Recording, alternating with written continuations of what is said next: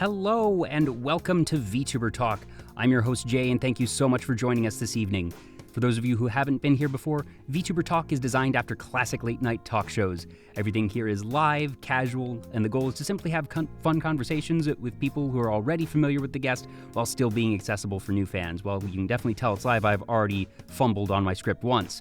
But anyways, thank you all so much for tuning in. I've been looking forward to this for a while. I've had a long couple of days, but I always look forward to these shows, and I'm so excited to welcome to the show Meredith SAVEHYMN. Hello, SAVEHYMN. Hello. Hello. You have on your profile Meredith SAVEHYMN. Most folks call you SAVEHYMN. That is SAVEHYMN the last name or the main? It is technically my last name. It is Meredith SAVEHYMN. Sometimes people think it's SAVEHYMN, but it is not. It is SAVEHYMN. Yeah. Yeah, that's kind of an awkward misconception I get a lot, but it is SAVEHYMN, and if you don't know, hymn is like a church song, yes, because I am a hikikomori girl priest living in a church attic. Yes. Yes, and thank you for stepping out of the attic for a little bit this evening to join me. I'm so excited to have you here. I'm super excited. I've been waiting to do something like this for kind of a while now, so thank you so much for inviting me. Oh, the pleasure is all mine. And like you mentioned that you were a hikikomori priest and that you're, I suppose for lack of a better term, your branding is something that is, as most VTubers are, very indicative of your interests, that you really enjoy horror games. That's your bread and butter, as it were, but you do play a lot of different games. But what's funny is you mentioned to me that your favorite game of all time is not a horror game. It is not, and it's kind of something that's a little bit, it's not like it's an uncommon or like a niche game, but it's definitely not horror. I don't know, I think sometimes people get kind of surprised when I tell them. Yes, and that game is Red Dead Redemption 2. So I'm curious, what about that game stood out for you? What sets it apart? And I guess sort of rewinding that a little bit, had you played Red Dead Redemption 1? I actually did not play Red Dead Redemption 1. I only played 2 first, and I just really liked that it's like a big open world game. It's super immersive, and I don't know, I just got into the mood of like being a cowboy. And I think that in that game, Arthur Morgan, who is the protagonist, he's just, to me, he is like the best protagonist of anything ever. I love him. He's my baby girl. I really adore him. Because he's so like, I just love that he's both badass but also very nurturing when he needs to be. I love that, and I find that very admirable. Yeah. And it's funny because I feel like protagonists, whether it's in video games or movies or other media, that they can be very hit or miss. Because sometimes they're sort of the one-note hero that they're the good guy, they're gonna do good things, and that it's the cast around them that really breathes life and personality into things. And in video games, sometimes you have the self-insert character, sometimes quite literally, that especially in RPGs, that the character is not written to have any personality because you, the player, are giving them their personality. Yeah, you're meant to kind of project. Yeah, or that otherwise they are sort of one-note hero, you're saving the world. That Mario and Link, for as iconic as they are, do not exactly have personality. They have a lot of other stuff going for him. But Link's name is meant to be Link because he's like the link between you and the game. So I mean that's some trivia that I know. But I know Arthur is just like, he just struck such a chord with me, and that whole game, it's one of those things where when I played it, it just like changed how I viewed living, man. I don't know, it just like changed my brain chemistry. It's just, you mentioned that, money. And, that's a lot. That's something very significant to say, that just because something is your favorite doesn't necessarily mean that it's going to change your outlook or that it's going to change your brain chemistry. So what about the character, not just the character, I suppose, but the game? Because I assume for it to have that level of impact, that means that there is something broader about that whole experience. For sure. I mean, I guess because it really feels like it's obviously very immersive, you know, it's kind of like an open world game and you like live and breathe as Arthur in a way. And but also with the other characters, you get to know them and like it feels like you know them and you care for them. So when a character, you know, I don't want to spoil anything, but when when some characters die, it feels like you are losing a loved one. It does feel very real to you, and I've never ever really felt I've honestly never felt like real grief from a fictional character dying until Red Dead Redemption 2. And so I don't know, I just love it, and the themes of it and the music, the vibe is so perfect. It's just I adore it. I adore it so much. Also, I missed a couple of follows and also realized that I had some layering wrong, so follows should now actually appear on screen. But thank you so much for the follows. Grimbo, Jeffrey China, Mugiwara98H, Kurok the Famished, and Ruri VT. Welcome on in. Welcome. Yes, Grimbo was in here about an hour before showtime and saw me doing some text tests for the text box here and everything, which is still not behaving quite as I had hoped. I mentioned them. I was like, oh, don't worry. Even though I'm doing this an hour beforehand, something's still going to get scuffed, and that always is not where I want it to be. No, I have the mantra, embrace the scuff, love the scuff. It will happen. It's the charm. It's the charm of being a streamer. Yes, indeed. And now that I actually have a model and everything, there's even more potential for scuff. It's wonderful. Yes, it's so nice. Kira kira. So, I admittedly have not played Red Dead Redemption myself. It is one that I've heard basically nothing but good things about. That you are not the first guest I've had that has named it as their favorite game. And really, I mean, it is amazing and perfect in real life who name it that. And I guess knowing that you didn't play Red Dead Redemption 1 makes me want to play it more, because that means it's accessible. It means I don't need to go that far back and have to bother with the whole first game. So I do appreciate that in design. It's a prequel. Oh. Okay. It's a prequel, and I did watch like a playthrough of the first game because I don't own like the console for it or anything. But so I know the story, but I haven't played it myself. And I know that it got a port recently, but people were saying it wasn't that good. So, yikes, which is a bummer because I would die if Red Dead Redemption 1 got remade or something. I would die and go to heaven. Go back to heaven, rather. So there's been a lot of, live action remakes, or perhaps not remakes, live action adaptations of different media that we more recently had. The second attempt at Avatar: The Last Airbender. We had One Piece last year, and the list goes on and on. The Last of Us. Do you think Red Dead Redemption is one that lends itself potentially to a live action adaptation? Because it's certainly seems like a human game, but I suppose for how deep it seems to be, I don't know. Is it one that you think could even be adapted if you gave it 8 hours of runtime on some streaming service? Or do you think that for what it is, it needs the full, I don't know if it's 50 odd or that I assume the playtime for the game is something in the order of at least 40, 50, 60 hours. That it's a lot. I know it's not a short game. Yeah. Do you think it's something that could be adapted, that you would want to see adapted? Or do you think it's something that has too much?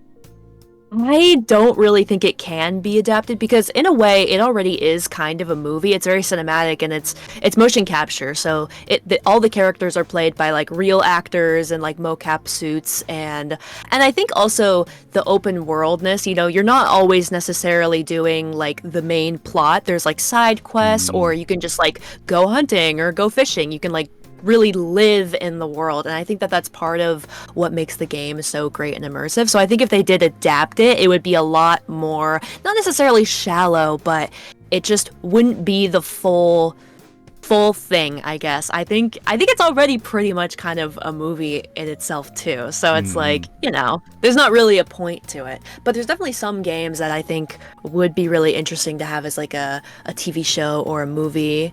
Oh, are there any that you have on a short list for a wish list of what you would want to see? I think, okay, this is kind of a weird answer. I think Hunt Showdown would make such an interesting Really? TV show. I know that it's like a competitive game, and I don't Mm, necessarily play it myself a lot because I'm not like a competitive gamer. yeah. But I think that the game has so much interesting lore, and it kind of also has that similar vibe to Red Dead with like the bayou, and it's kind of Western and Mm, whatnot. But it has a lot of like lore and like cool world building that I think if it was a show, it'd be really, really mm. exciting. Um, I think that one would be nice. I think maybe even like Among Us. I don't know. Well, they Among Us are in kind doing of an like a Among Us mean way. animated show. I forget which streaming platform has Really? the rights, but I remember seeing something Huh. about that. I, Wow, that's I interesting. feel like so I don't know much about Hunt Showdown's lore, but Mm, just knowing what little I know about the game and the fact that it is a competitive one where, each game is going to have a yeah. different ending, that even with certain lore, that timelines and endings, so to speak, aren't necessarily built in, so it almost could be. Mm, eh, I wonder if games like that could be adapted easier because while they have lore, mm. they don't have uh, set storyline, so to speak. That Right. maybe it So could it'd be be more each original. episode, it could be a Yeah. different iteration almost, and Mm-mm. you explore different scenarios, different outcomes, different combinations of who survives, who does not.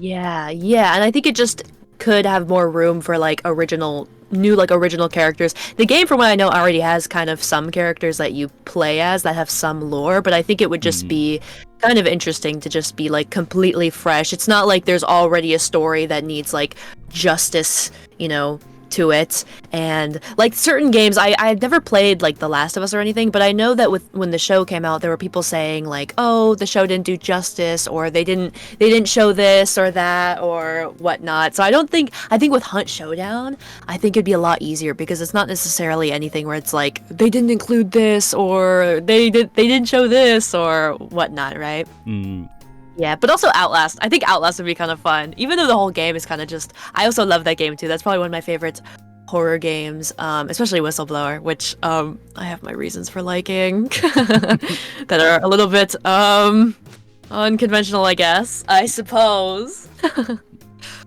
was I think it would actually just be super fun. mm, I just checked. The Among Us animated series is being produced by CBS Studios. There is not currently a streaming platform or network confirmed attached to it. Oh So, wow. probably, my guess is we're still probably a year off from seeing that. My assumption is it's going to be essentially an episodic comedy show, or Mm. I don't know, maybe they I would love to could. see a super serious version Oh my where it's just God. like super serious mystery show where Mm, it's just like freaking Hannibal levels of just like pretentiousness. yeah. It makes me wonder what the approach will be, because you could do Mm. an adult level approach. You could do something where it's Yeah, sort for of sure. Family Guy level of kind of Mm-hmm. raunchy and whatnot. But Yeah. given how ubiquitous the game became, my guess is they're probably going to shoot for PG or PG-13 at way Mm. most. That makes sense because Among Us is like a family game and Yeah. whatnot. Mm, I guess. But it'll be I don't know. I think it'd be interesting. kind of funny to do as like if they had like real actors, if it was like, Oh my what's it? gosh. Not animated, if it was like Keanu Reeves and whatnot, Oh like my Kate gosh. Winston. Now I'm just sort of imagining people in just colored morph suits walking around Pretty much. a Star Wars set, and Pretty much, yeah. I oh think that'd be gosh, pretty cool. it would be interesting for sure. And that the whole story of, not the lore of Among Us, but the story of the Mm. development and then rise of Among Us, because Yeah, it got big in 2020, which was 2 years after it was released.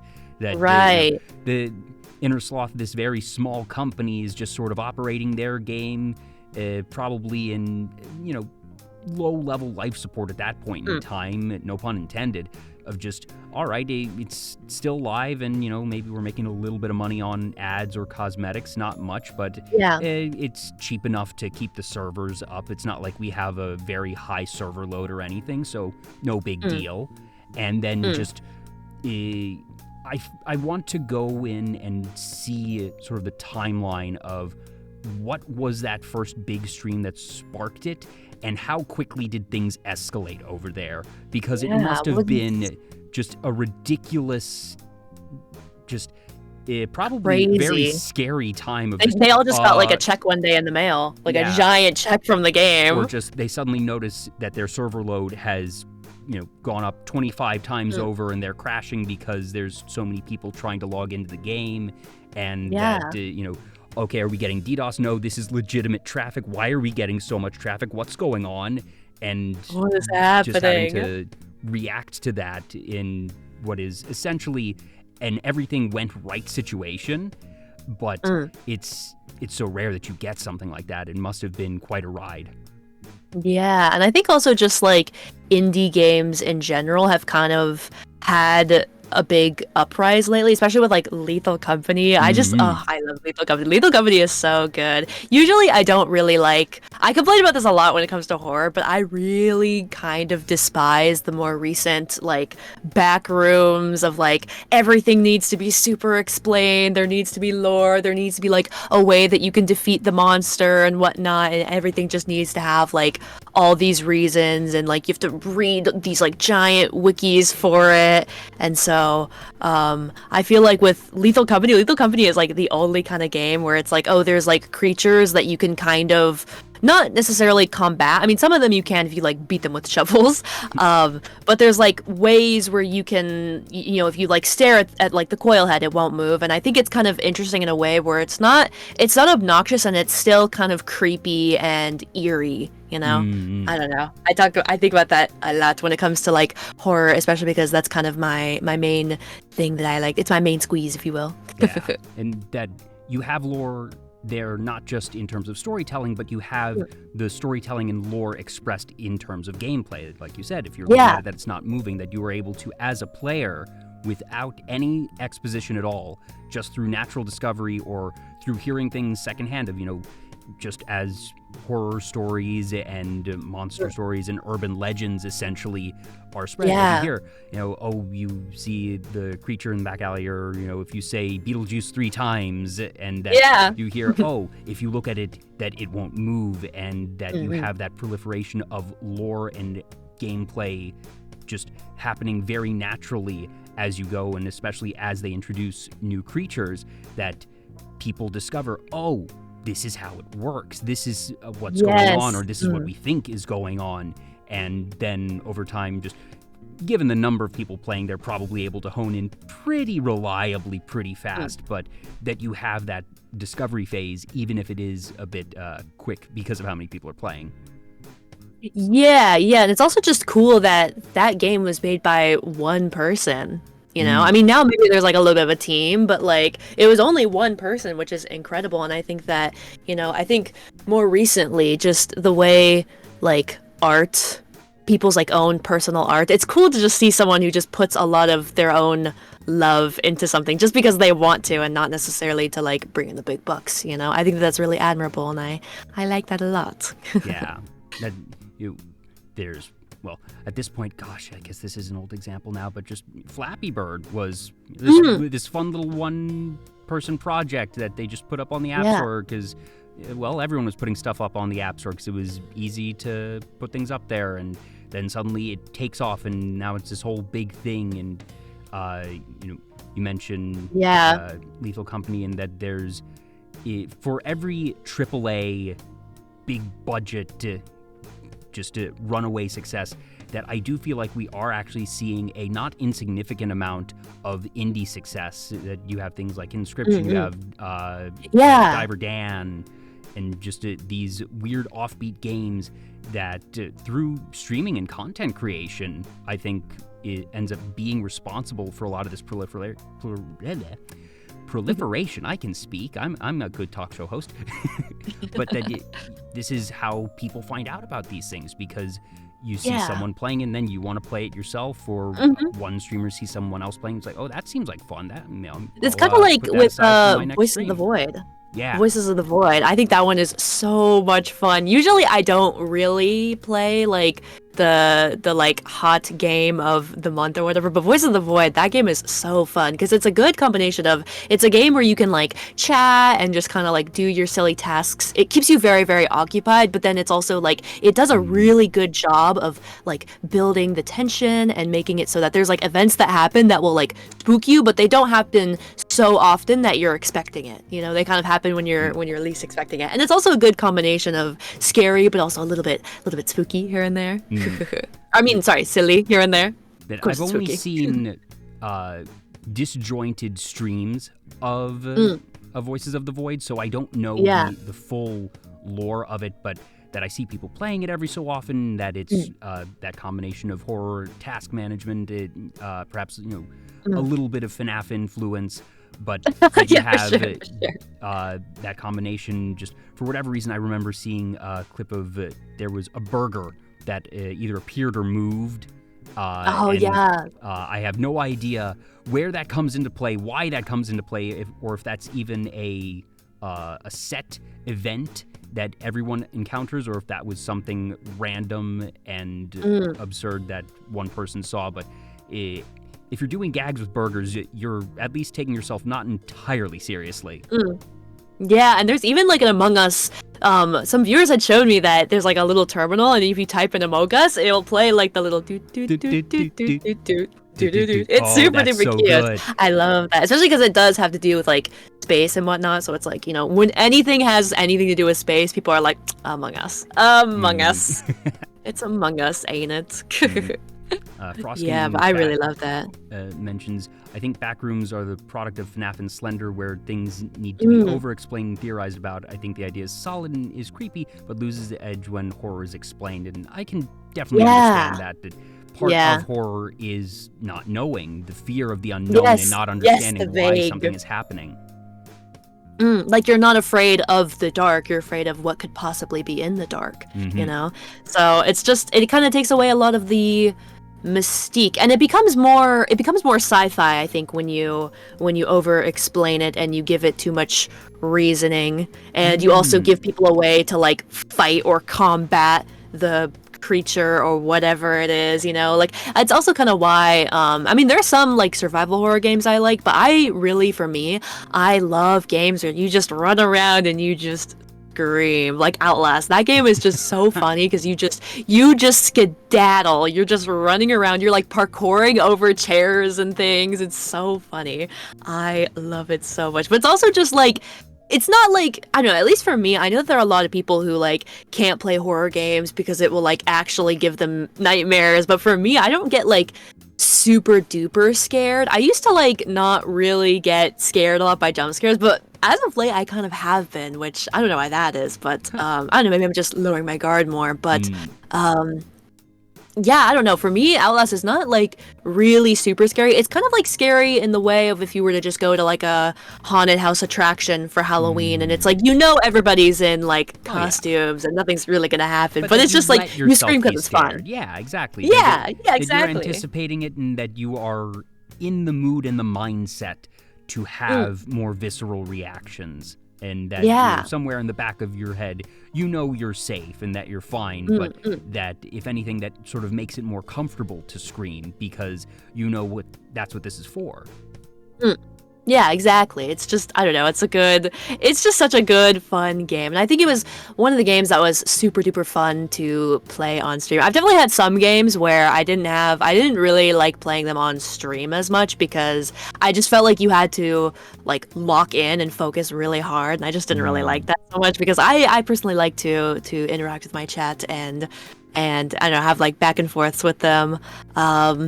And so with like certain games where you have to like really focus on like boss fights and whatnot, that can be kind of a lot more like, or like if you really have to, there's some games I think with like, I played Soma kind of a long time ago, and that game, I feel like that game is definitely better experienced by yourself because it is kind of part deep, of it is I guess. It's very, well, it's deep literally and figuratively, I suppose. But yeah, part of that is being alone, being isolated in this environment where nobody else is around and that you only have sort of those voices. Also, Dressing Leg, thank you for the follow. Welcome on in. Welcome. And, Jesus of Methla mentioned something that has me slightly concerned. Voice of the Void taught me to never get in a car with him. What's the story behind that? He's just being dramatic. I'm okay, listen, I'm just like a really dangerous delinquent. I live life on the edge, I rev up my motorcycle like a little bad boy, with my leather jacket on. They're just a bunch of drama queens. It's not even that big of a deal. So what if I hit a couple trees, okay? They were in my way, not the other way around. Yeah, those trees need to, lift up their roots and know when to not be in the way of this car. Exactly. I am God's strongest texter and driver. Crash into trees in the river and into... How does one crash into themselves? That doesn't make sense. Okay. I mean, that is... Okay, I think you're just misremembering. That's what I think. Better to be a passenger. My ATV in the river. Do you have any... for someone who isn't normally into horror games, do you have any starter suggestions that... for me, that I've had so many guests. I mentioned this the other day when we were speaking, that I did not know until I started VTuber Talk just how many VTubers love horror. That I'm sure that if I were to take a statistical census of my guests in 141 episodes and ask what is your favorite genre, that the most common answer would be horror. Probably like maybe some like RPG Maker horror games like Eve, or maybe like Mad Father, because those ones, they're kind of more anime, and I don't personally find anime that scary. It's a lot more of kind of like a spooky vibe than it is like actually scary. Yeah, so I think that's a good starter. I think that's one of the things that got me more into horror, is that it's not so scary that it's gonna like keep you up at night, but you can still kind of enjoy it. Yeah, and the RPG Maker horror scene is its own like mini industry, mini genre unto itself almost. Yeah, I noticed that lately it did kind of have like a comeback with Omori, which I still haven't played, which maybe I should, because I know it's about a hikikomori character.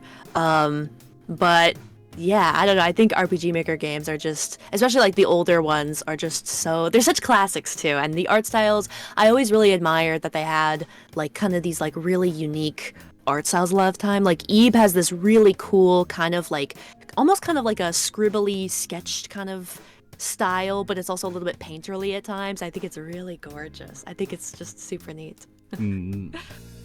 Sorry, so I think that one's a good one. Just nudging around volume a bit. Gotta comment that things are a little bit loud, so hopefully that balances things out a little bit. Is that better? Hopefully, we'll find out. Okay, perfect. If you could design a horror game, is there a horror game that you feel hasn't been made yet that you would want to see? Is there either whether it's a lore concept or a creature that you feel is underrepresented, or just a setting that you wonder, how is it that nobody has thought to make this yet? Is there a horror game you're waiting to see? I know that there's one called Zoocosis coming out, where it's like you're a zookeeper and it's kind of wacky too. I think that one's kind of interesting. I don't know about a horror game I would make though. I don't know about that. I don't know, because I think that there's just so many different kinds of horror games now. I think also like meta horror games are very much a thing. Like I love Doki Doki Literature Club. That was one of the first horror games in a long time that actually freaked me out and kind of kept me up at night. I know that there's a new one called it's called Kinito Pet, where that one actually like opens up your webcam and is that the one where a couple of VTubers were actually a bit concerned because it was activating webcams when they were not expecting it? I think there was another one that was doing that. There's another one that was doing that was like kind of like an observation duty one. But I know Kinito Pet, the idea is that it's kind of like if the clippy guy was like evil. I don't know. So it kind of like I think it like shows your address too. I don't know. It's supposed to like dox you. Yeah, that there was like an IP address and that. in the age of streaming, that's a legitimately scary thing, and perhaps scarier than people generally want it to be. Yeah, I think it's also just scary because I think for me, one of my biggest fears is like getting a virus or like my computer or phone being taken over, because like your computer and phone these days is so like intrinsic to just like your existence, right? So many people have just so much information on their phones and computers, and the idea of that getting, taken over is pretty scary. But I guess also as like a streamer, it's kind of hard because it's not, especially like a VTuber, it can be kind of problematic and whatnot. But it's definitely creepy in its own way, even if it is kind of, I guess, a little bit oversaturated now. It's kind of been done a lot, but I don't know, maybe it's something that can still be added upon without like copying too much of like the classics, Yeah, I feel like that's the struggle for creatives in all genres, really, of, okay, you need to do something that people aren't necessarily expecting, and then when someone does something that people aren't expecting, a lot of people will do the same thing that the other person is successful with, and now people are expecting it. And you're sort of at square one, and that a lot of it comes from, what have we not realized that we haven't realized yet? What haven't we thought of yet that we aren't expecting? And ideas are infinite, certainly, but a lot of the more obvious ones have been taken naturally, and that people have to be increasingly creative. But that also ends up making it that when you do get something that's unexpected, that it usually hits you really hard. Because we have seen a lot of things. We have seen and read and experienced a lot of stories. So when someone is able to truly find something that hasn't quite been done before, find a twist that it hits right, that it ends up being that level of impactful, and that Doki Doki Literature Club certainly has become, at first it was a cult classic, and now I would just go as far as calling it a genuine classic, that if you are in gaming, if you are into horror games, you have almost certainly heard of, at the very least, Doki Doki Literature Club, and that its twist is not exactly the secret that it once was, but it's now a case study, I suppose, of just what someone was able to do to really, literally and figuratively, change the game. Yeah, and it's very unique, I think, in terms of like I guess the idea of like a scary visual novel, hell, even like a meta visual novel, Doki Doki Literature Club, I think was kind of based off of Yumi and Her, which is a sort of meta, I think it's technically Denpa visual novel, and it's some of the parts about it are a little bit or I guess Doki Doki Literature Club has taken some inspiration from it, like some of the scenes and whatnot. But I remember in Doki Doki Literature Club, there's like a scene where you have to watch one of the characters' like dead bodies just like rot. And a lot of times in visual novels, there will be like a skip button so that you can like skip text you've already read if you're going through like another route. And I remember they used that. They used the skip button to basically, you have to use it to like basically just watch this character's body decay. And I just thought that was so haunting and interesting because I've never seen that done before. And I think it was made with Rempi, which is not a necessarily super difficult program, I think, to learn. So it's like, even for like a simple program, someone was able to do something really creative with it. And Denpa games as a term is something that I actually had not been familiar with until recently, and that even now I was just like, okay, what makes a Denpa game Denpa? So I've looked it up, and that on visualnoveldatabase.org, the definition of a Denpa game is a subgenre of horror erosion popularized by the 1996 Leaf game Shizuku, which also lent the genre its name. The typical model is a horror story where the catalyst for the events that occur are based on familiar people acting in unfamiliar yet seemingly orchestrated ways. Stories where the world seems to have gone mad and the protagonist is not necessarily an exception. The name comes from the idea that electromagnetic waves, denpa, is causing people to act strangely, although it is rarely something that mundane. So the concept of something being just a little bit off, something that that kind of like uncanny valley, which is very popular right now, I think, especially with like analog horror and whatnot. That's another big horror thing that I guess is kind of popular now and kind of taking over internet horror culture as a whole.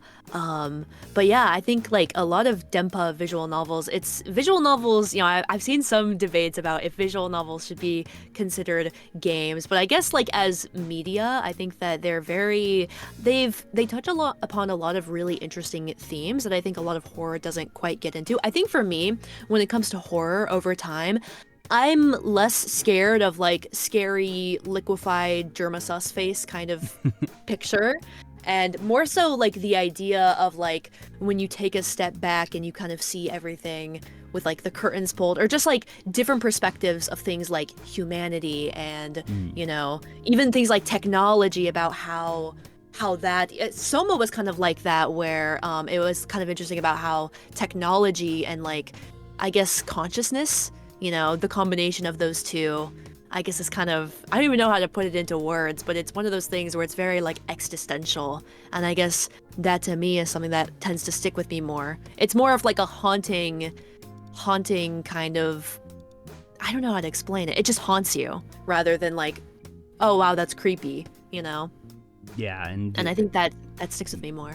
And especially for technology, because it ends up feeling more relatable, and that for the average person, admittedly myself included, that technology is magical to a lot of us. Yeah. That there are plenty of people who understand how it works, and they're the folks that make the amazing things that we use every day, and I thank them for it.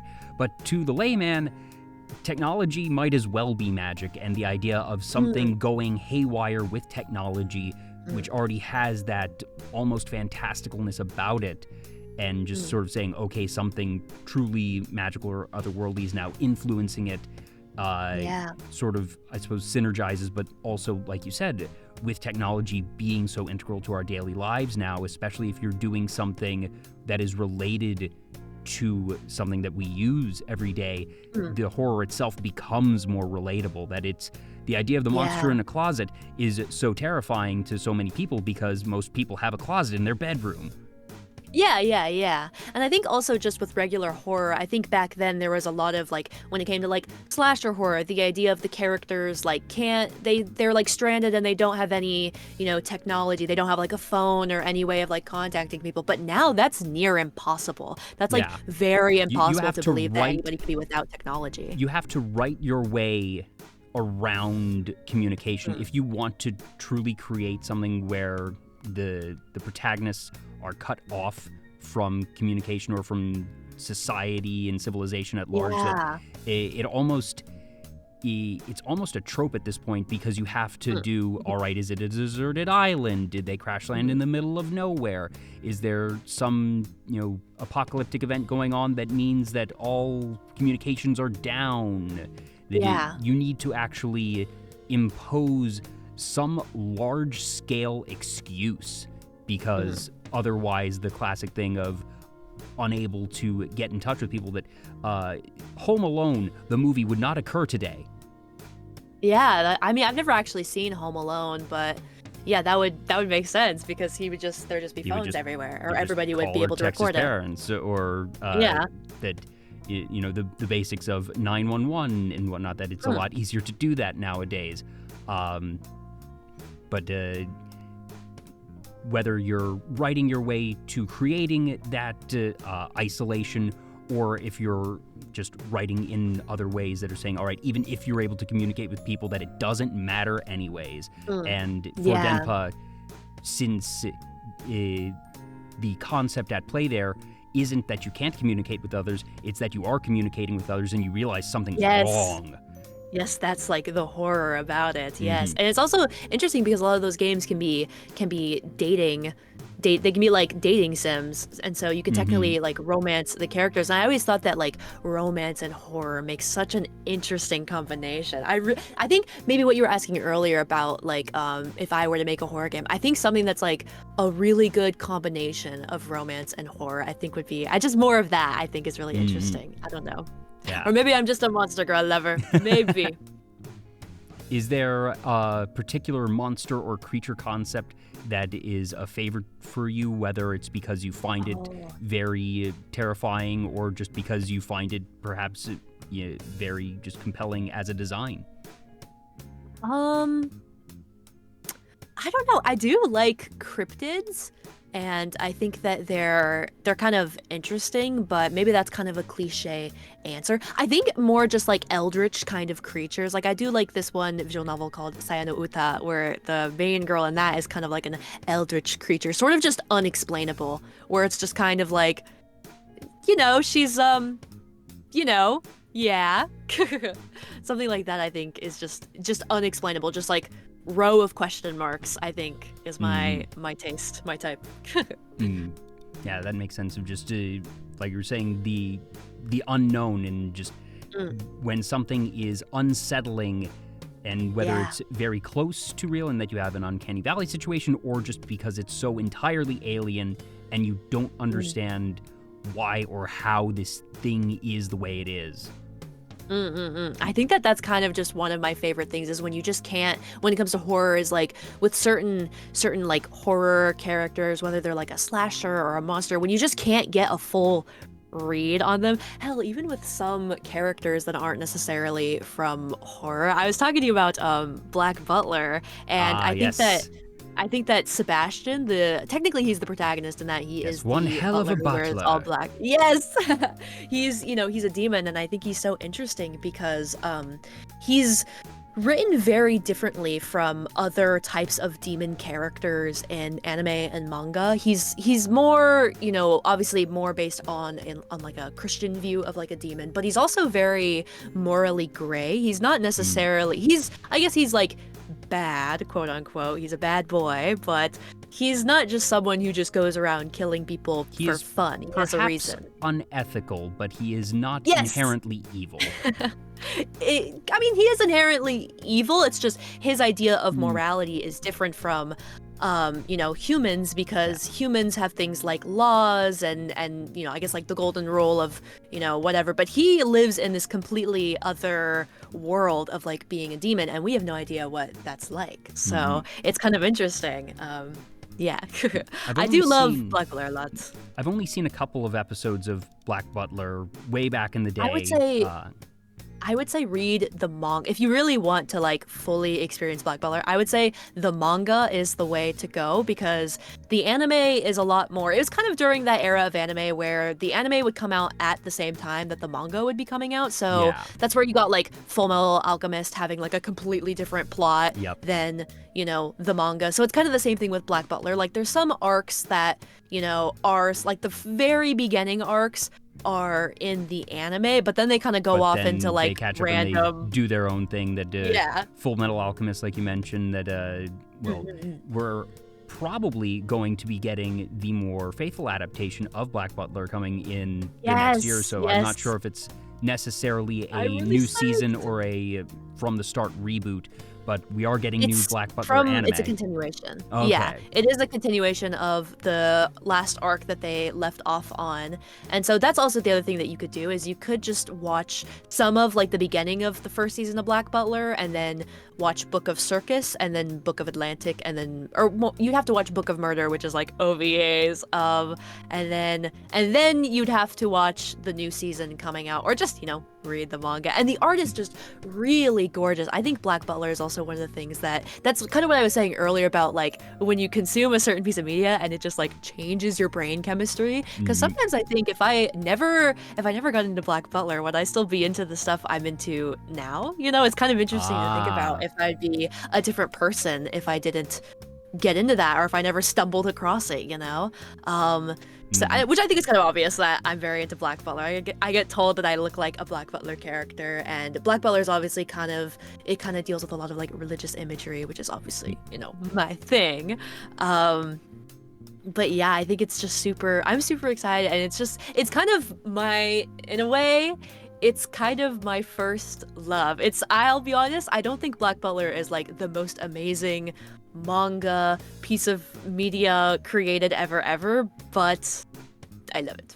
I still love it. You don't need to call something the best ever, or call it necessarily even high art to love something, and that it's clear that Black Butler was very formative for you, that there are plenty of shows that I absolutely adore that I look at and say, I will eagerly recommend this to many, many, many people, because I think it is entertaining as hell.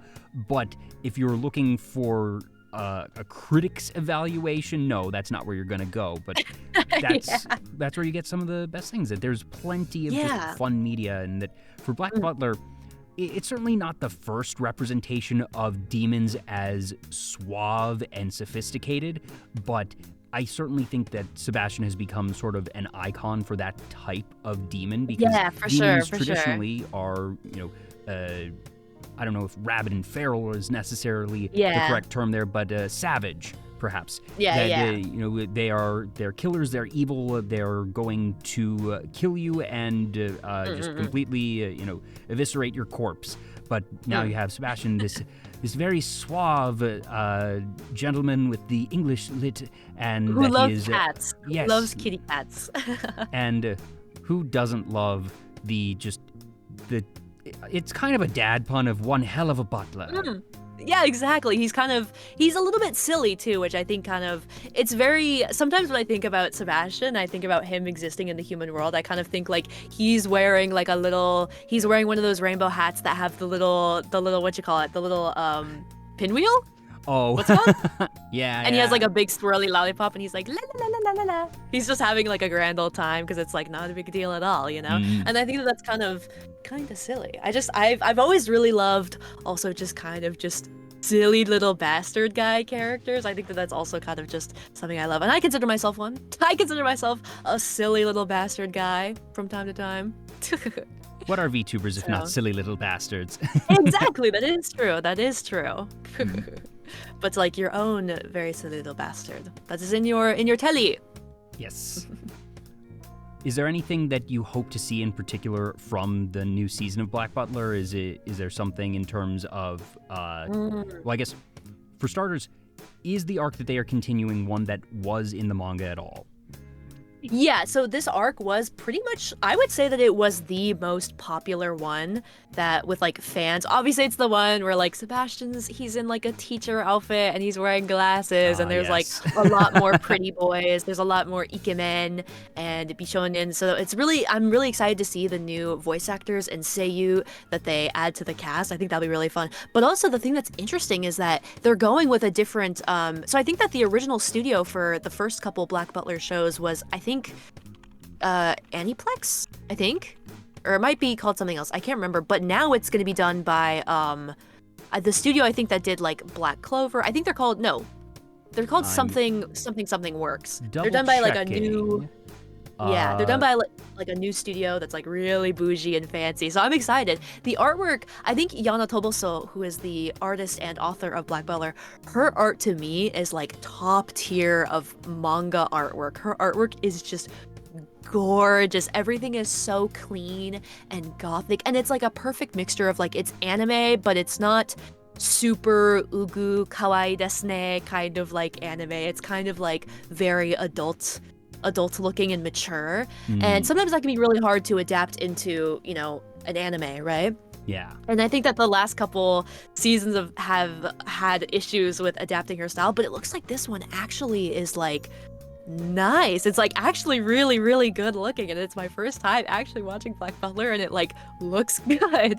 It's not like being Maguka is suffering tears of style and animation. It's super cool. And I just kind of love that a lot of older kind of anime is kind of coming back. Sometimes I miss that era where anime was kind of just very, I don't want to say like it was cringy, but it was very free. There was a lot of like just silliness in combination with kind of like chunibyo action and whatnot. Free was its own anime, and that wasn't a chuni anime. Yes. That was the Ikemen anime. Yeah, I remember Free. I remember that came out around the same time that Attack on Titan still came out. And even that's kind of like crazy to think about, because it's like, holy, Attack on Titan is finished now. And I remember when that was like coming out. Yeah, it's crazy. I remember when that was coming out. It feels like the end of an era. So I'm guessing that you have seen and or read all of Attack on Titan? I have not actually. I've seen, I think, a little bit of the first season, but I was very much like, I'll be honest, I wasn't super into it. But obviously it is kind of, it's not the most popular anime ever, but it's definitely one of the most popular It broke into anime mainstream slash manga. consciousness, which Yeah, I is think it was rare. also it was one of the first ones to really break into the mainstream and get super popular. And that was like, I think Attack on Titan was my first thing where I was like, is anime cool now? Is anime cool to like now? So yeah, that was kind of crazy. And so it's weird to see it wrap up, even though it's kind of one of those things where even if you don't read it, you still kind of know what's happening because everyone's talking about it, you know? Yeah, So, I feel it's crazy. I feel like the anime community on social media is very bad at not spoiling things. You need to know how to it's fair, though. avoid spoilers. It's fair though. I'm someone that I don't particularly get super riled up about spoilers. Usually I can like still appreciate a thing if it's you know, kind of spoiled to me, because for me it's more about like the build up. Like I don't want to spoil Red Dead Redemption, but I think that's kind of one of the things. I did kind of know how Red Dead Redemption was going to end, but the build up to it was still just like devastating to me. It's just devastating, even though you know. That's why I think to me that's what can define like a good piece of media, is that if there's like a twist or there's something that's like a big deal that happens that's like very monumental to the plot or whatever, when that can happen, if that can be like spoiled to you, but like when you experience it anyways, it's still just as devastating or just as like a big deal to you. I think that that's like a marker of like great that piece means of that you've work, done something great right. writing. If you know that it's going to happen and that simply being told that it's going to happen and seeing it actually unfold and it still packs a punch, that means that you're doing something right. Yeah, because I think sometimes certain pieces of media can just kind of like rely on like a twist or something, and it's just kind of like, well, okay, well now I know. So I have seen all of Attack on Titan, and I was actually able to avoid spoilers. I've gotten very good at avoiding spoilers. Did you need to know how to? But I have been able to sort of perfect the art, so I went in not knowing the ending. I enjoyed it. I know that some people had mixed feelings on it. I thought it was very good. I can understand why some people might be frustrated by the ending without going into spoilers. But I do think it's worth the watch, and that certainly for certain pieces that, events that were not spoiler level, but that just, okay, given how this is being written, that you're going to have this big climactic battle, and that the opening of that big climactic battle was as just visceral as I would have expected, if not more so, and that that was one of those moments where seeing what you already knew was coming still hit just as hard, if not harder, than you would have expected. Do you think that the manga is like very different from the show? I haven't read the manga. From what I've read just on Wikipedia and whatnot, to my understanding, the anime does mirror the manga, that it did not change anything in terms of the ending, so there is consistency there. Yeah, I think anime is a lot better with that now, because usually if there's like a manga that gets written, usually the anime will get like adapted way after. Did you ever see Chainsaw Man? Yes, that I watched really all of season Chainsaw 1, Man. and that may have been just the most anticipated adaptation of a manga that I have seen in ages. Just, you heard the hype for that a year in advance. People were looking forward to that one. And it was certainly given the budget that it did something that I don't know if it's ever been done before, that they had 13 different ending songs. They brought in I love it when an anime does that. From the Japanese music industry, and did just not, it wasn't even the same song covered by 13 groups. It was 13 original songs with 13 original ending animations, and that they just threw budget at it. Yeah, I know that there was a lot of people talking about if they preferred the more like, it was more in like a cinematic kind of, I guess kind of like a Western film kind of way, in the sense that it was filmed more, or it looks more like a movie than it does like an action shonen anime, and I loved that. I really thought that that was like fun and exciting, and I really want to see more anime that has that, because I do love like movies and like cool film and stuff like that. And so I was like really excited by that, but apparently a lot of people didn't like that. They wanted to look more anime and more like shonen action style kind of which I don't know, whatever, I guess. But I wonder if they're gonna change it for the new movie that's coming out with the Reze arc. I'm looking forward to that. I just love Chainsaw Man, which it kind of makes sense because that's also horror very and- much like like religious imagery and whatnot. I noticed that a lot of like anime and stuff I like has something to do with like religious imagery. I just think it's the coolest. You're nothing if not consistent. Yeah, for sure.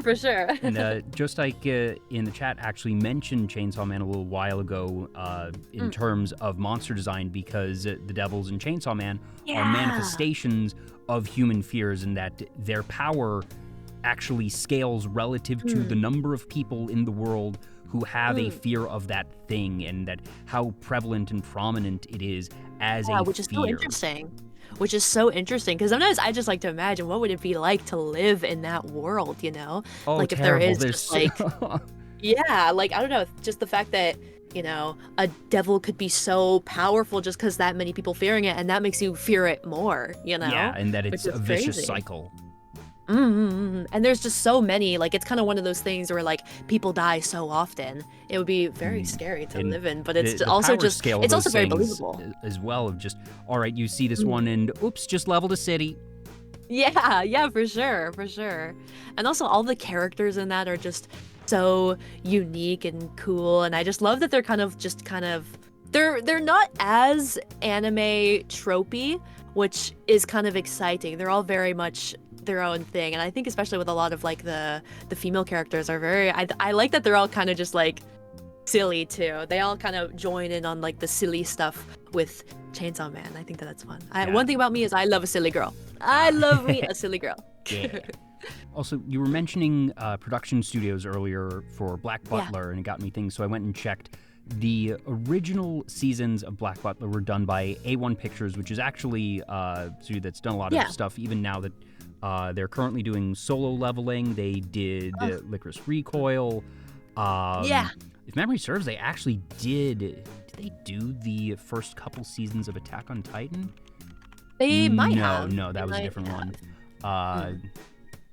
That was a different one. It might be Aniplex though, because I think A1 Pictures is under Aniplex, I think. So it might be Aniplex that you're thinking of. But yeah, I think now Black Butler is it is a subsidiary of Aniplex. You're correct. Cloverworks? Yeah, it's Cloverworks is doing the new one, the stuff that they've done more recently. Spy Family, Horimiya, Boat to the Rock, Shadow's House. So yes, definitely very, very high quality, and I would trust both A1, even nowadays, to do a good job. But Cloverworks certainly, I suppose, they have become as much of a name brand as A1 is, if not more so. Yeah. So looking forward to seeing what form that takes. And that just the, talking about Chainsaw Man, what Mappa did with that you look at that and say, okay, the anime industry is not known for being kind to its employees, shall we say, and that there were a couple of news articles that came out regarding their production for Jujutsu Kaisen and the sadly stereotypical but true level of overwork that people have to go through. And I look at Chainsaw Man and say, oh dear, this is really, really good. And that makes me wonder and worry about, okay, what did the animators have to go through? I hope it wasn't too bad. Yeah, I know what you mean. Exactly. It's wild. But I don't know, I did like it. Sorry, Dream Eater Gecko and Hider Trashcan, thank you for the follows. Yeah, I'm definitely looking forward to season 2 of Chainsaw Man.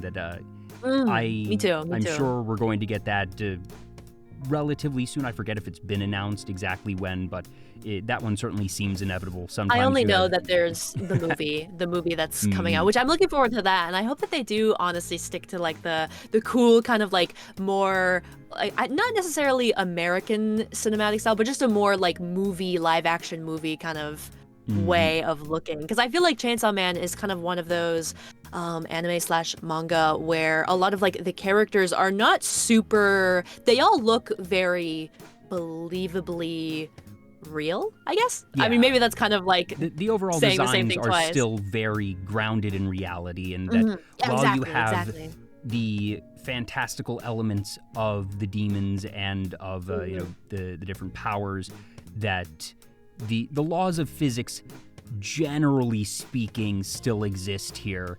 And that society as we know it is relatively grounded in reality, and that certainly the character designs are very normal human. And that's one of the interesting things about that series, because the, I don't want to say the costume design, that's not quite the right term, but the character design?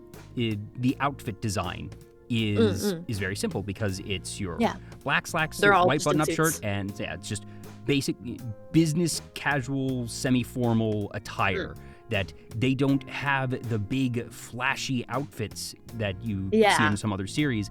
That you do have some folks that have a bit more personality in their hair, sometimes the eyes, but that visually speaking, the character designs are, I don't want to call them simple because that's underserving it, I think, but that they aren't flashy. And they're more grounded, as you said, which I think, that means that the personalities have to stand out all the more, because you don't have that visual element to necessarily be as eye-catching and as stand-out-ish, but that all of the characters do have these personalities, and that even if certain ones end up falling into, I don't want to say entirely into tropes, but that they take tropes as their basis and expand upon them, and that they use it sort of as a kernel or a seed to start from, and that you then actually have very deep writing with those bases for the characters. Yeah, for sure. Do you have like a favorite character from Chainsaw Man? So I've only seen season 1, and I have not read the manga. That I usually prefer to watch anime because I like things in motion, in color, with sound. I kind of feel the same way. I usually don't read a lot of manga myself. I definitely prefer like hearing the music, hearing the voices, and like how they say things, and like just seeing everything work, you know? I totally agree with you on that. And I don't even know if I would really have a favorite character. That I just sort of enjoyed the ride on that one. Yeah. I think for me, it's kind of hard though, because I'll be like, well, I like this character because this, that, and this, but I also like this character and because this, that, and this, but also this other character. So it's kind of just like, they're all interesting in their own little ways. And sometimes they do share traits here and there. Fujimoto definitely has his like types and tastes that he like puts into the manga. But I think for me, I really love, obviously, I think most people do, but I love Asami Taka, who is like the new kind of leading female character, and I just love that she's like genuinely, she's such a good counterpart to Denji, I think. I love that she's genuinely just like stupid loser girl. I just love that so much about her. I think she's just super cool. And I mean, I do like Makima too. I think Makima is such an interesting kind of villain, kind of like what we were saying before about characters where they're just sort of unknown and you can't get a read on them. Makima is just so uncanny. It's just so I've never ever encountered a character like that. She is not an entirely good person. You understand this, you know this, but you also are shown very clearly that she is not an enemy in the traditional sense. She's not like, I want to take over the world. She just has, and like her reasoning, it's strange because I think that she is a character who I don't think she can necessarily feel love, but she wants to. And I think that that's so interesting. The scene of her in the movie theater where she's just like crying, that struck such a chord with me. I think about that all the time. For me, that's that scene of Makima is like, you know how everybody brings up the like purple Ryan Gosling where he's like looking at the AI girl. For me, that's the Makima crying at the movie theater when she's seeing the two characters hug in the movie. I don't know, she's just, you can't really get a full read on her. And sometimes with characters like that, the way that people sort of interact with it, they sort of get these very, not necessarily shallow, but they get these very one-dimensional ideas where they just think that like, well, they're just evil and they're bad. But it's like, it's just so much deeper than that. Makima is bad and she's done bad things, but like, she's so interesting and I just can't even like put it into words. Like, she's literally just like, what's her problem? What's her actual problem?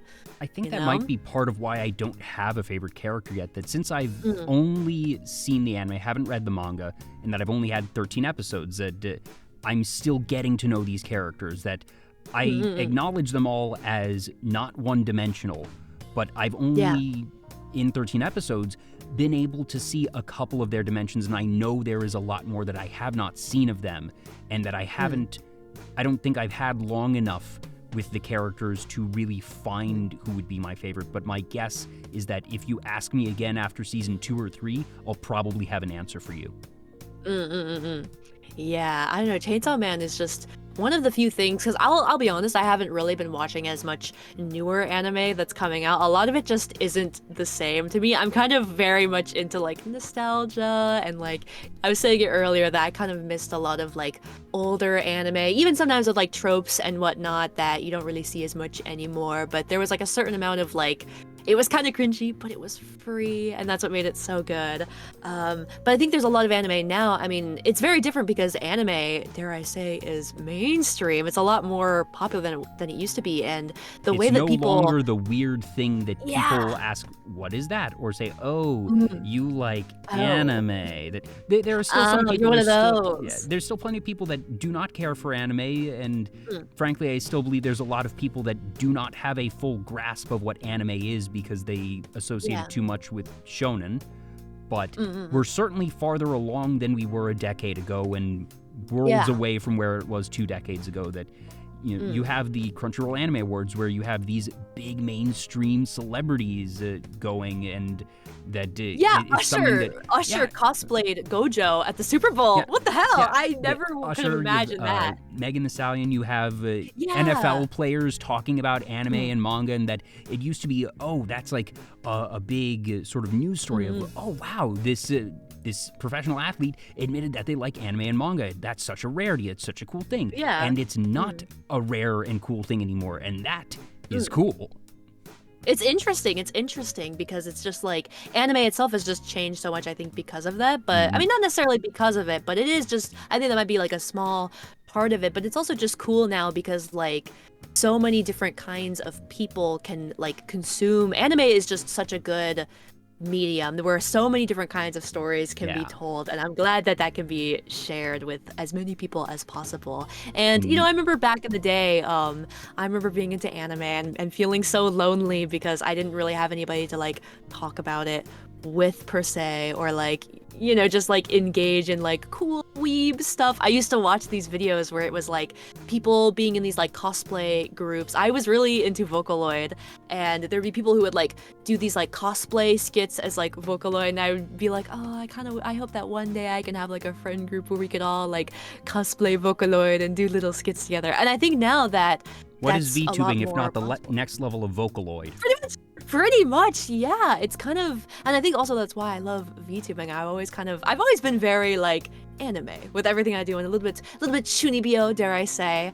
But I think that that's just super fun. That it's just VTubing is super exciting because I think even outside of just anime, that there's people who can do so many different things. Like I've seen so many people do different things with like their overlays and like with just like PNGs, even if they don't use like live 2D. It's super exciting, and I can't wait to see in the future what else is in store, what else people have cooking up.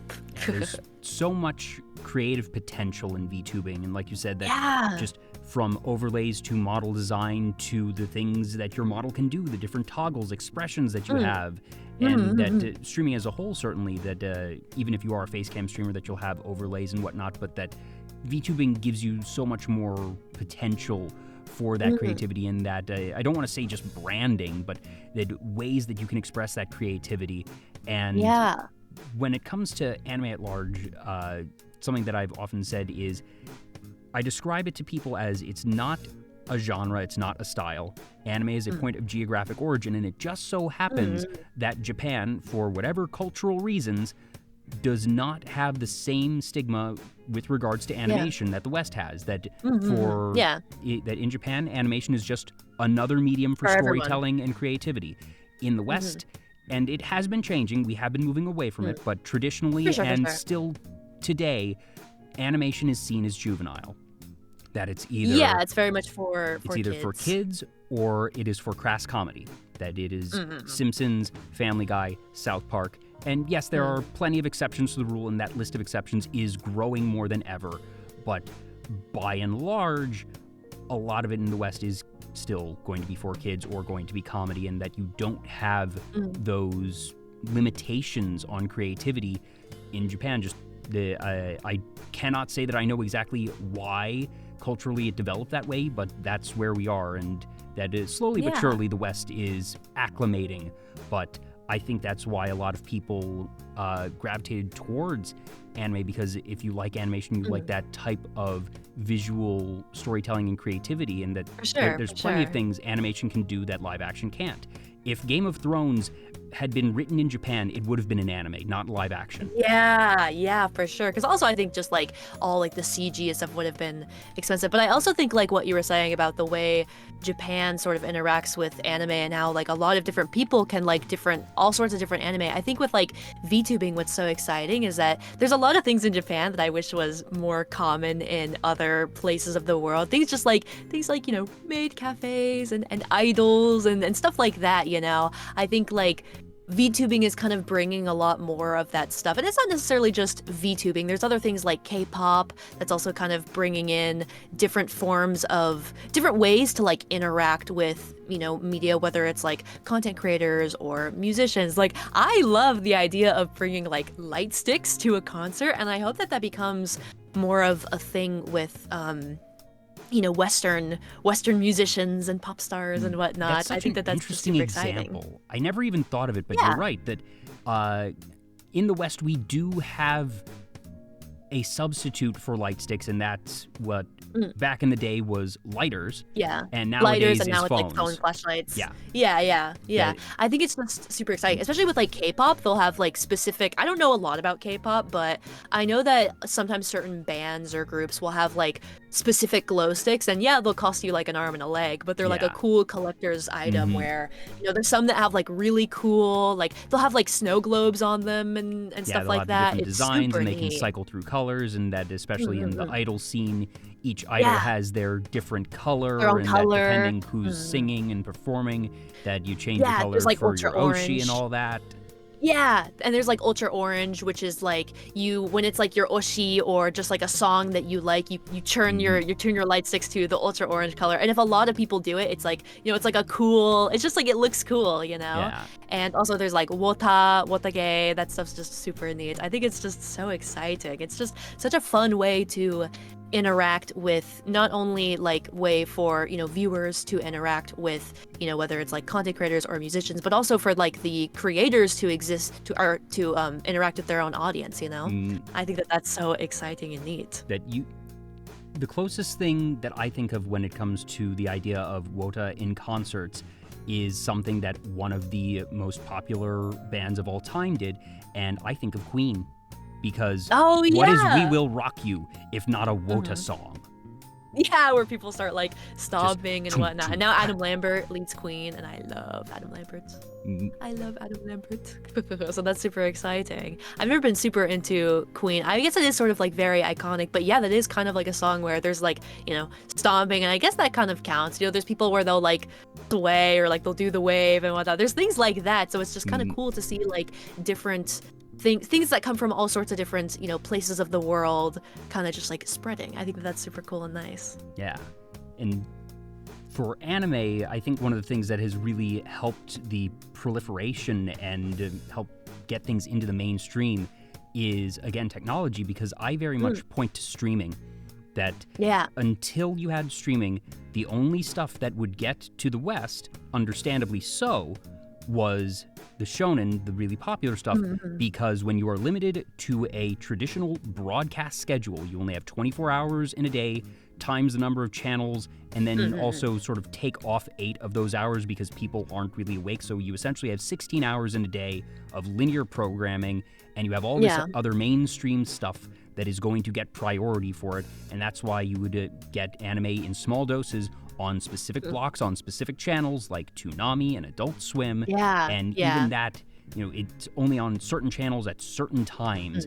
And even after that, the number of programming slots is going to be very limited. So all you will get is the most generic, popular stuff. And that's not necessarily a problem, but it means that and if you the wanted to scope watch will be something that limited. wasn't if you wanted to watch something that wasn't super popular or well known, then you would have to like watch it in multiple parts on YouTube, because it or just you would have wasn't to go to like being an licensed illegal or adapted. Because there was no legal options. And that nowadays we have so many options. And yes, there's the fragmentation of streaming, which is a bit of a pain, but the fact that streaming doesn't have the limitation of number of hours per day that you can put on any amount of content on a platform, and that has greenlit so many things that just wouldn't have seen the light of day 20 years ago. And that anime is a really big benefactor from that, because now we have all these different platforms, and that certainly even in Japan, the amount of anime being produced has skyrocketed. That you go back and look at 2012 or 2006 or whatever, and you see, all right, how many anime were being produced and aired this season? And it's like, okay, 24, 25-ish. Nowadays, you get 50 to sometimes 60 in a season. Yeah, that's wild. I used to keep up with like the anime seasons, but now I kind of don't as much. But maybe I really want to try to get back into it. I know that there's definitely some good ones coming out. Like I know people really like Free Ren. That one looks like a good one, but I'm not super into fantasy stuff. But yeah, also just kind of what I was saying before about like now people will watch anime just like they'll watch like, I don't know, just like they'll watch what's like a popular regular TV show that most people watch that's like a Western show. They'll like watch Super Who, or what was it? Doctor Who? Doctor Who. They'll watch it like something like that.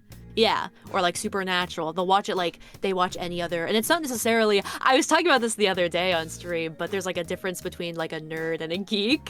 And I think that like basically like nerds are a lot more intellectually inclined, whereas geeks, it's more so that they like something that's kind of unpopular, I guess, or they like something that's like kind of more niche. The hipster appeal of something that isn't super popular, that's a little bit underground, that not everybody has heard of yet. Yeah, that. So it's kind of just like really, really neat. I don't know. That's just my 2 cents. Grimbo also caught that of you sort of stumbling your way into Super Hulock. Yeah, basically Super Hulock, because that's all I remember hearing was just Super Hulock. I never got into like Supernatural or Doctor Who or Sherlock. I think that's what it was. Yeah, Sherlock. Yeah. I never got into any of that. Those were sort of the big three back in the Tumblr days. I watched for Doctor Who and Sherlock for a time. Never really got into Supernatural, and don't really keep up with them nowadays. But those were the big three for what I would call geekdom, I suppose, at least in the West.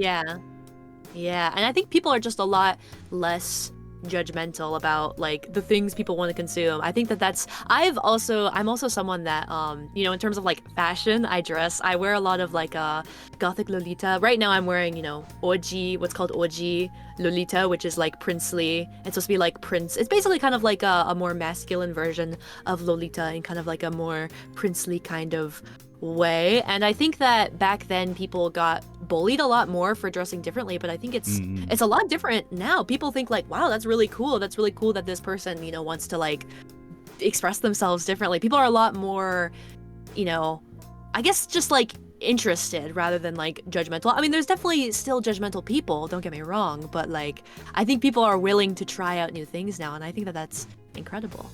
Definitely. That not just anime, like you said, but for fashion and interests as a whole, that there's been this broader movement of just people liking the things they like and being proud about the fandoms and the things they enjoy, and that you definitely don't see that type of judgment, like you said, certainly not as much as it used to be 10, 15 years ago. For sure.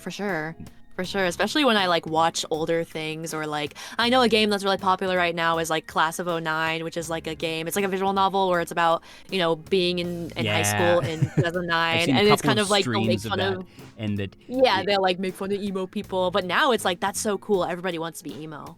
Everybody wants to be an emo girl. I've seen only a couple of streams of Class of 09, but the little bits I've seen, every time I tune in, I'm only watching for a couple minutes, like, oh no, this is too real. This hits it. I remember all of this. It's crazy how different things are, and I guess also just with like technology and the internet, things just advance so quickly now. It kind of just like it's gone before you can even realize that it's gone. For you, when it comes to Gothic Lolita fashion, where does that start for you? Is that something that potentially also came from Black Butler, because that is sort of the aesthetic partially, there? I think it did come from Black Butler. My big sister, my onehim as we call her, she was also a little bit into like kind of more like gothic punk stuff. So I think I was kind of a little bit, inspired by her, but I obviously stuck more to it than she did. I think anime also did just like inspire that, because like I've always kind of liked the cool like goth girl characters, but like in anime when it comes to like gothic Lolita, I always really liked, like Black Butler is very gothic Oji Lolita type Victorian gothic. But also like Panty and Stocking or Madoka Magica, things like that, where the characters wear more like frilly, cutesy clothes. I've always really loved like dolls and like ball jointed dolls as well. I have what's called like a Pulip doll. It's like a popular Japanese brand where they'll sometimes make dolls of like anime characters.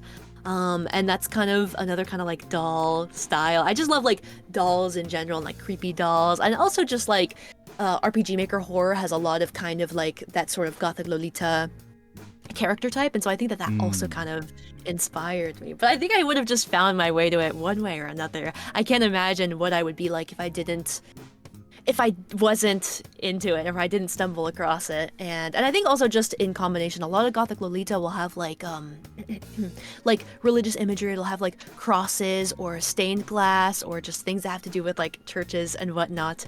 And just a lot of like anime I consume, like Black Butler or Panty and Stocking or Madoka Magica or Devilman Crybaby. They all have something to do with like religious concepts, and I think that it's just really interesting. Yeah, and that it might not necessarily be that one in particular taught you to like that, or that or sort of influenced your taste, but it was that you had that taste, you had those interests, and it was just a matter of which of these did you stumble across first. Yeah, pretty much. It just clicked. It's like, this is me.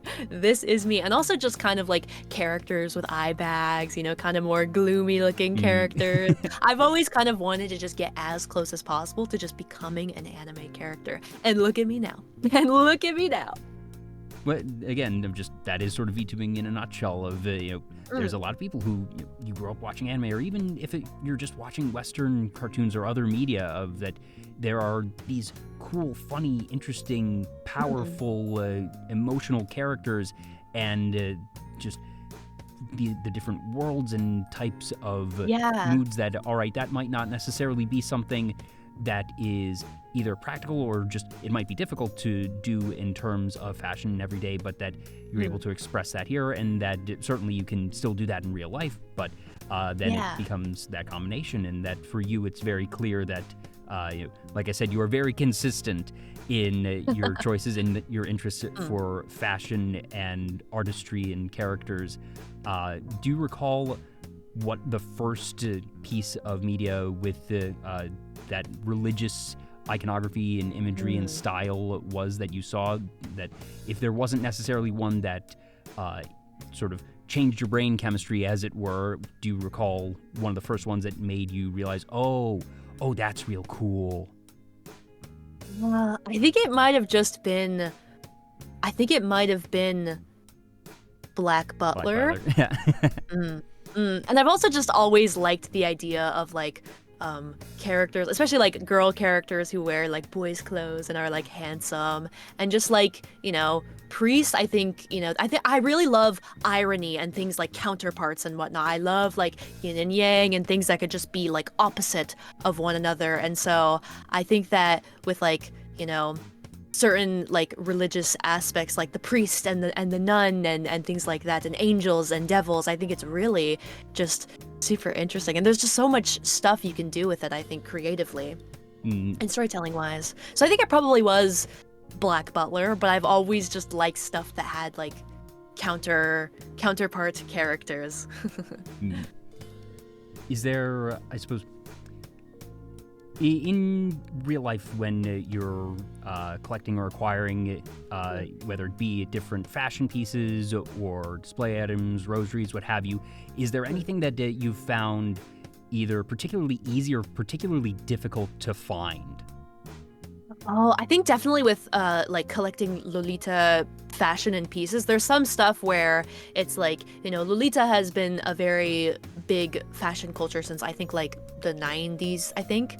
And so there are some pieces that can be really hard to find, and also it's just like finding them in like the correct size and whatnot, so that can be really difficult. But for me, I'm not as much about like finding, like I have some really really nice like pieces that I think are a little bit rare, or like a little bit more expensive, and I guess technically more designer, I guess. But for me, it's mostly just if it looks cool and if I like to wear it. It's not really, it can be a little bit, there's also the Lolita fashion culture, I guess community also can be kind of an interesting community with lots of different people with lots of different ideas of how one should consume, I guess, Lolita fashion and culture. So I think that can also be kind of a tricky thing, is like finding your footing and what you want to do, right? Yeah. For you personally, were there different sort of phases of exploring the different types and niches within Gothic Lolita fashion, or did you end up honing in on your style pretty quickly? I knew I always liked Gothic Lolita, but I think for me, when it came to more like OG type fashion, where it's a lot more of kind of like princely, I think it has to do with just liking a lot of handsome girl characters that are just like, ooh, they're kind of more like, I call them biffonens because they're faux bishonens. Yes. And so I think that when I found like OG, and also like Black Butler, the main character, one of the main characters, CL, he wears technically OG Lolita most of the time. So I think that also kind of just like clicked of like, oh, like this makes a lot of sense. It's just kind of like everything just kind of fell into place. But I have definitely, there's stuff like there's like Ero Lolita, which is a lot more, there's certain rules in Lolita fashion where like you're not meant to show like a lot of leg or like a lot of cleavage. You're kind of meant to like cover up. But in Ero Lolita, it is meant to be a lot more with like corsets and maybe even like fishnets and showing off maybe like your shoulders and your arms and things like that, which is interesting.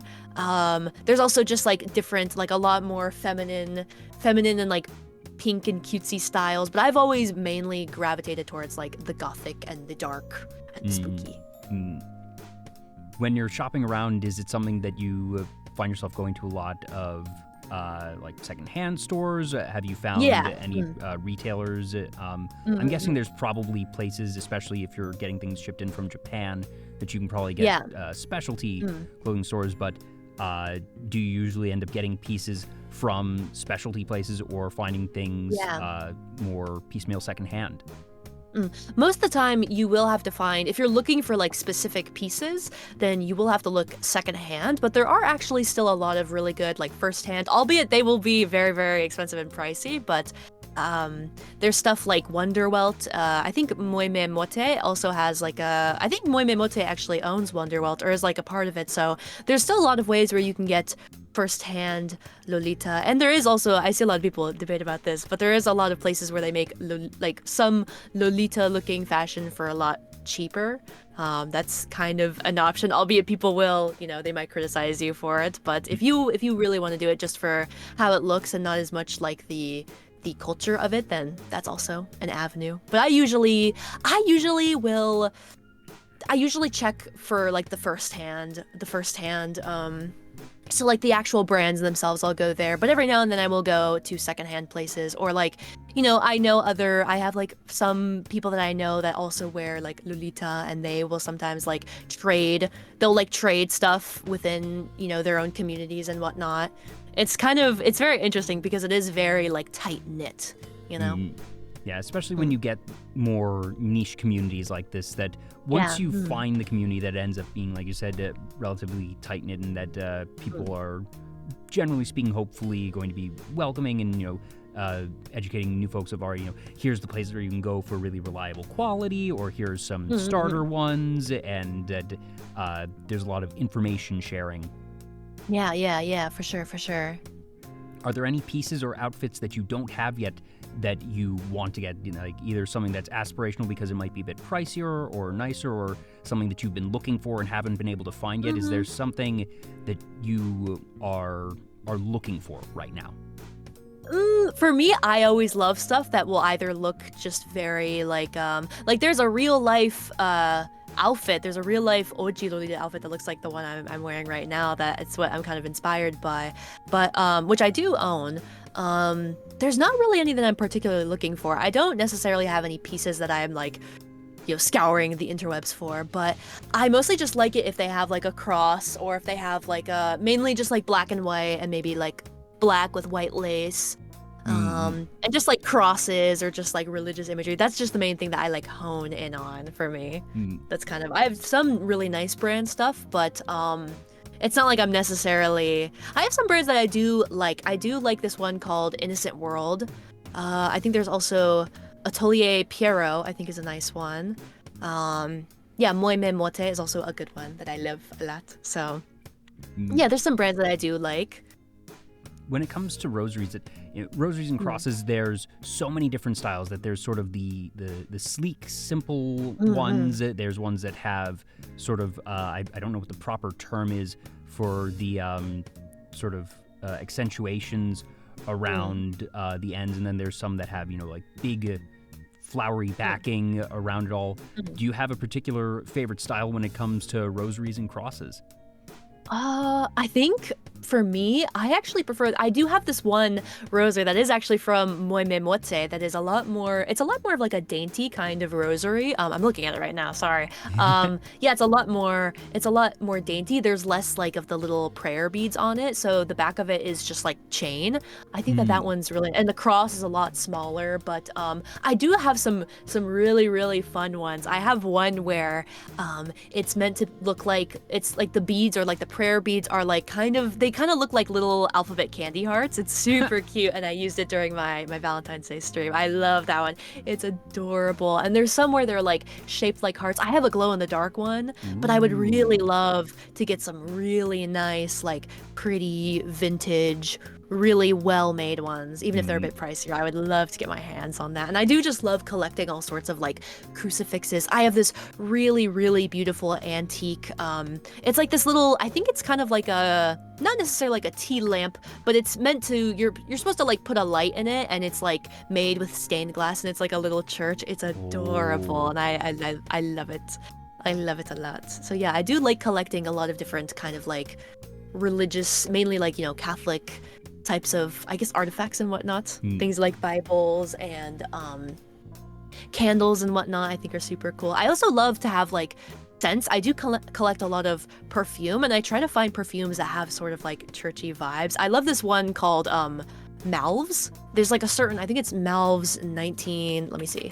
Malves Noble 1942. It's definitely kind of a more like wood, incense, churchy smell, but it's really nice. And there's like a hint of like vanilla sweetness to it that I really love, and I adore a lot. And it's just like a nice looking bottle too. So I like to find very like unconventional kind of like perfume scents too. I love like things that smell good.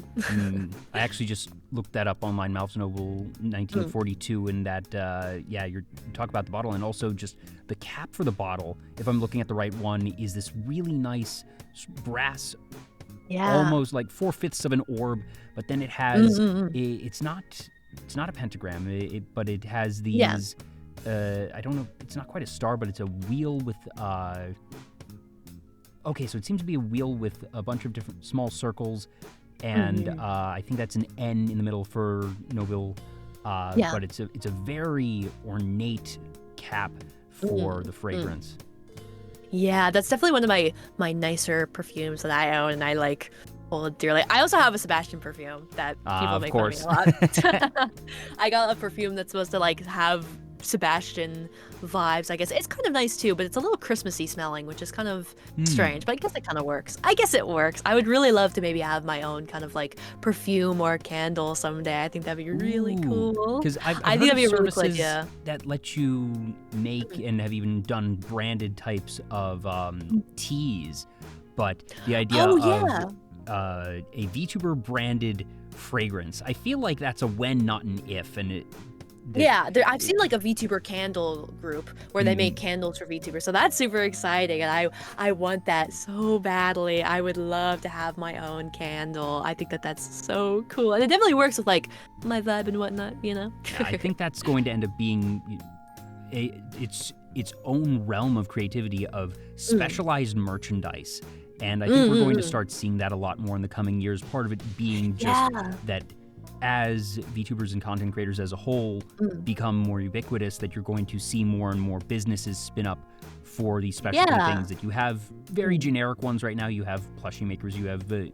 t-shirt designers and poster Anime printers has always and whatnot. also just had interesting merchandise ideas, like obviously like dakimakuras and like figurines and you know, mouse pads and whatnot, whether they have oppai or not the oppai. There's always been very unique ideas for like anime merchandise, and I do see a lot of VTubers, mainly like corpo ones, will have really like exciting kind of like unique merch ideas. I think that's super cool, so I think that that's really fun.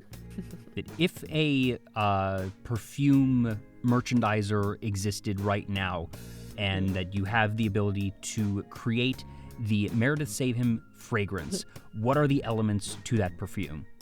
I always say that it would smell like flat soda and breadcrumbs and dust, but realistically, I think it would be kind of like a mixture of incense and maybe like even like a little bit of vanilla, but maybe, I don't know, it's kind of hard because you have to think about how the scents like work together.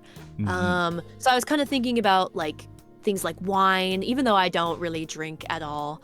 Maybe like wine would be kind of cool. But then if that would like conflict with like vanilla or whatnot, it's kind of, I think for me, mostly like it would need to smell kind of, I think I'd want it to smell a little bit more androgynous, I guess. And maybe mostly like incense. But like maybe with like a hint of a little bit of sweetness. I think that'd be really nice. Honey and vanilla, I think, would be kind of interesting. Yeah.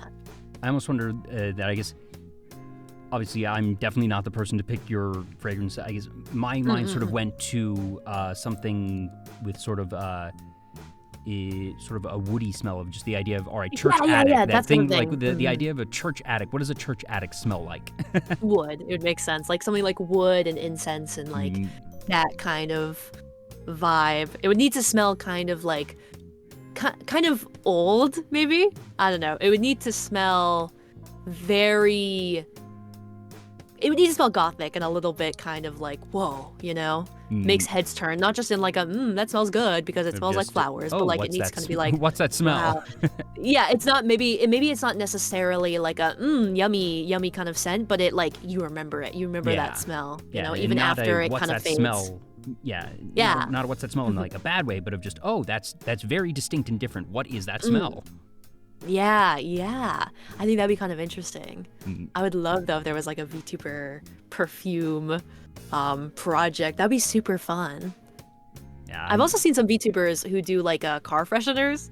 A VTuber I love named Ashton, who you've had on before. Yeah. She did a car freshener recently, and I got it, and it smells so good. I put it in my room, in my attic, above my computer, and it's so sweet. It smells so yummy.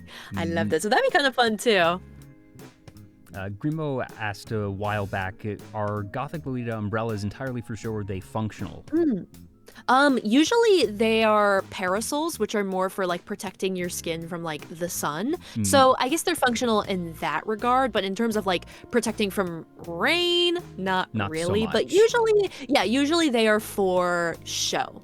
Unless it's like protecting your skin from like sunlight. If you want to be as pale as me. Yeah. Ooh, a hint of grape would be interesting, I think. Yeah. What do you think yours would be like? Gosh, that's a difficult one.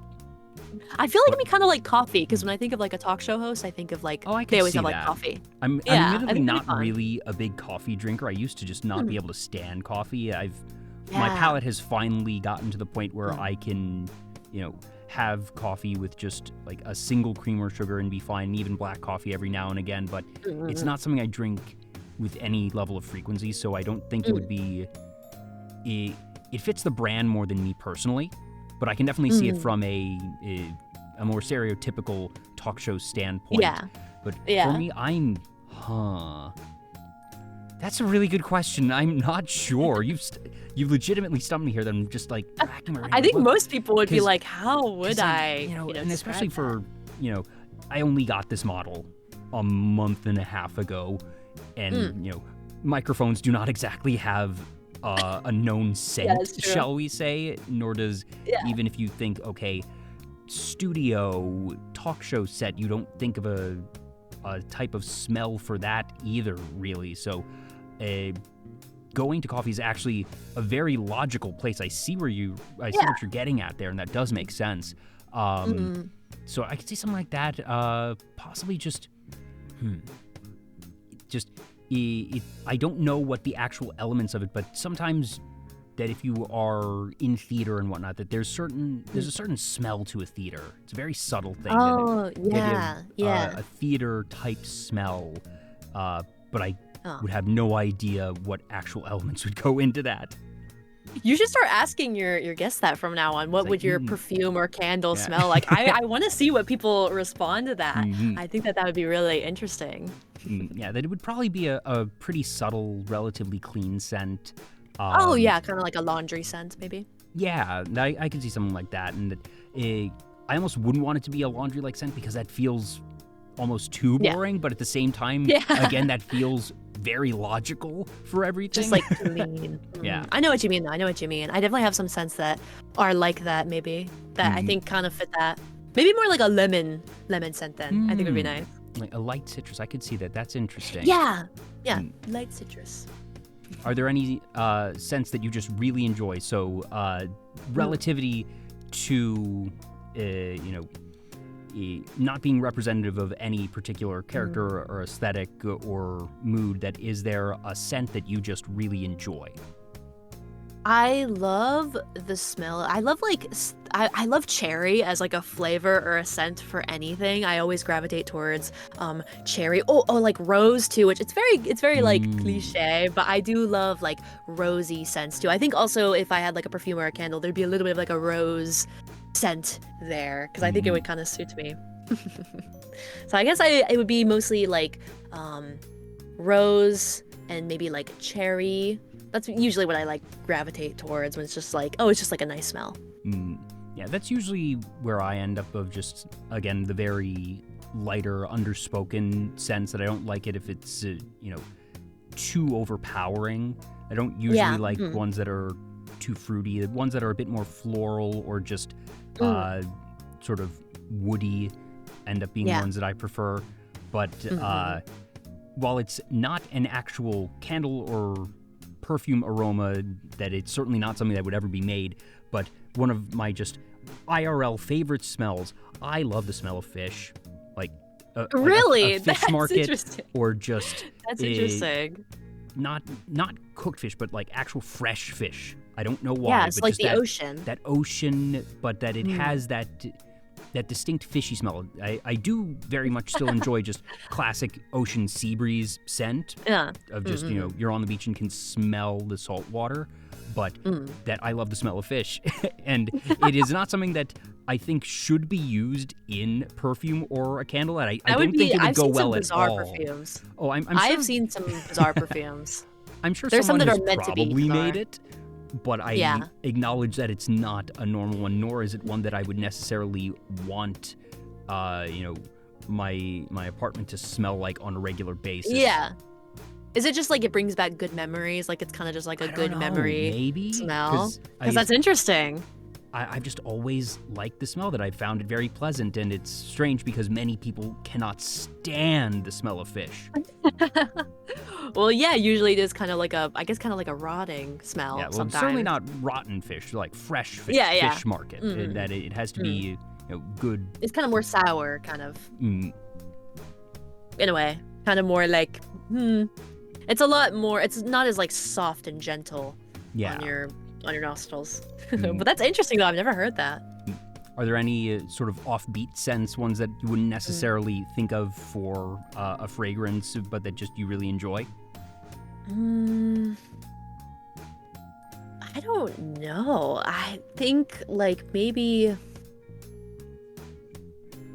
don't know. I think my cat, he smells really good. I have a really good smelling cat. It's like, it's super weird because I have one cat who's really stinky and she is just like a creature. She is just a creature and she is my arch nemesis. But then I have this other cat and he is just like the most precious boy ever. And like, he always smells really good. And I'm like, what the? So I don't know, maybe just him. Maybe just the smell of him. I don't know. It's just the way that he's like, he's just such a like, he's so clean for a cat. And I'm like, huh? How did you? What are you? Huh? It's so, I wonder if he lives some sort of like secret life without me knowing. Maybe. Cats do not smell very good to me, but that's because I'm allergic to cats. Are you really? That is such a bummer. I mean, there is like hairless cats, although I feel like that'd be kind of scary to touch like their bare naked skin. Not quite. That. Fortunately, it's not deathly allergic, but it is non-stop sneezing, runny nose, watery eyes, very bad time allergic. Yeah, that's such a bummer though. Cats are so sweet. I like cat videos that I enjoy sort of secondhand cat enjoyment whenever friends send pictures or videos of theirs. It's like, yay, I get to enjoy cats this way. This is safe for me. Yeah, that is true. And then there is also like hairless cats, as I said, which I think allergic people can... I think it's mostly just the fur that makes people, whoa! Hello there. Welcome on in, Raiders. Hello. I regret to inform you that I am not nearly as chaotic as Uwo, that I'm not actually blowing anything up today, but welcome on in, Uwo. Welcome on in, Raiders. Thank you so much for the raid. I'm Jay. This is Vtuber Talk. I'm currently talking with Meredith SAVEHYMN.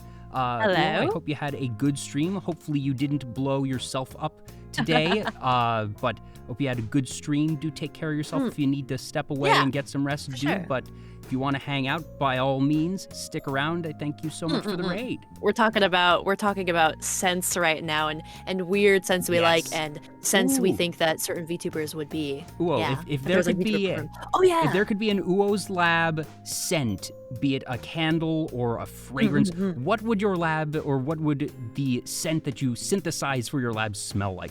My nuclear material I just feel like chemicals.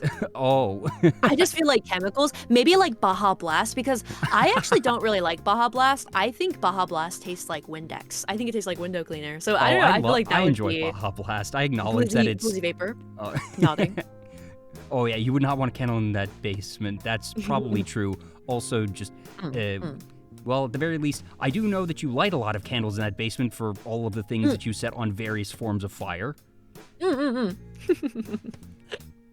Also, congrats. The nuclear material shipment got delayed. I know that had been something you were saving up for, so congrats on the order, I guess? Congrats! I'm both looking forward to and am terrified for whatever you eventually do with that. Yeah. But yeah, we were talking about scents and whatnot, and you said fish market, which I think as a scent that you enjoy, which is quite strange and quite not strange, but it's unconventional, and I don't know, I think that's kind of cool. I love it when people have like unconventional things. I love all things unconventional and weird and odd and strange. Also, I realized I didn't give you a chance to properly introduce yourself for the Raiders. Yeah, no worries. I am Meredith SAVEHYMN. I am a hikikomori girl priest living in a church attic, but just for today, I have stepped out and I am on Vtuber Talk. Yes, hello everybody. Hello. I'm not British, I'm just doing that accent because I can. I do a lot of like British accent. Oh, I can also do I do a little Fuwawa accent from time to time. I don't know why. I do her little, it's just like the one thing she says where she goes, Chan. I do that so much. I don't know why. I can't do Moko-chan. I can just do that one Fuwawa phrase. But for me, I think my scent would be like, I think it would be kind of like woody, as you said, kind of like a wood incense, kind of with maybe some like hints of like vanilla, maybe, and maybe some like, I was thinking maybe like why. I know like patchouli is kind of people either really love it or they hate it. So I don't know if it may be like patchouli, but or maybe like frankincense. I know frankincense is popular and fitting for me. So I think that would be it for a perfume or for a candle. We were talking about like colognes and perfumes that we like in like the Malves Noble 1948, I think it was. Yeah. The Neko arc face. Oh god. I can also do Burunya. That's the other little Burunya. I actually am not really super into like Fate. I play a little bit of Tsukihime, but yeah. I do the little Neko arc. I do a little Neko arc from time to time. Yeah. Also, I'll admit I had to just look up what patchouli is because I did not know. But yeah, it's like an herb. Yeah, that it's an intense aroma combination of musk and earthiness, one that's mildly sweet and minty, smells a bit like wet soil or a cold, dark basement. So that makes sense. That scans. Yeah, that stands true to truth. Do you remember actually change the question? How many different scents do you have right now? Combine candles and perfumes. And how many different scents do you own at this time? Okay, so I was telling you about the Sebastian scent. I do own like a perfume that's meant to be based off of Sebastian from Black Butler. That one's kind of like a nutmeg it's kind of Christmassy, but I guess it's supposed to just smell really fancy and like really nice. I got that one from this cool website called Otaku Sense, and they make a lot of different candles and perfumes for anime characters. Oh, I actually have a couple from them. There's like a Hatsune Miku one, which I don't really like the smell of. It smells very like old lady. It smells very much like when you go to your grandma's house and everything is like surreal and uncanny and back rooms. And everything is just like the walls are floral pattern and moist.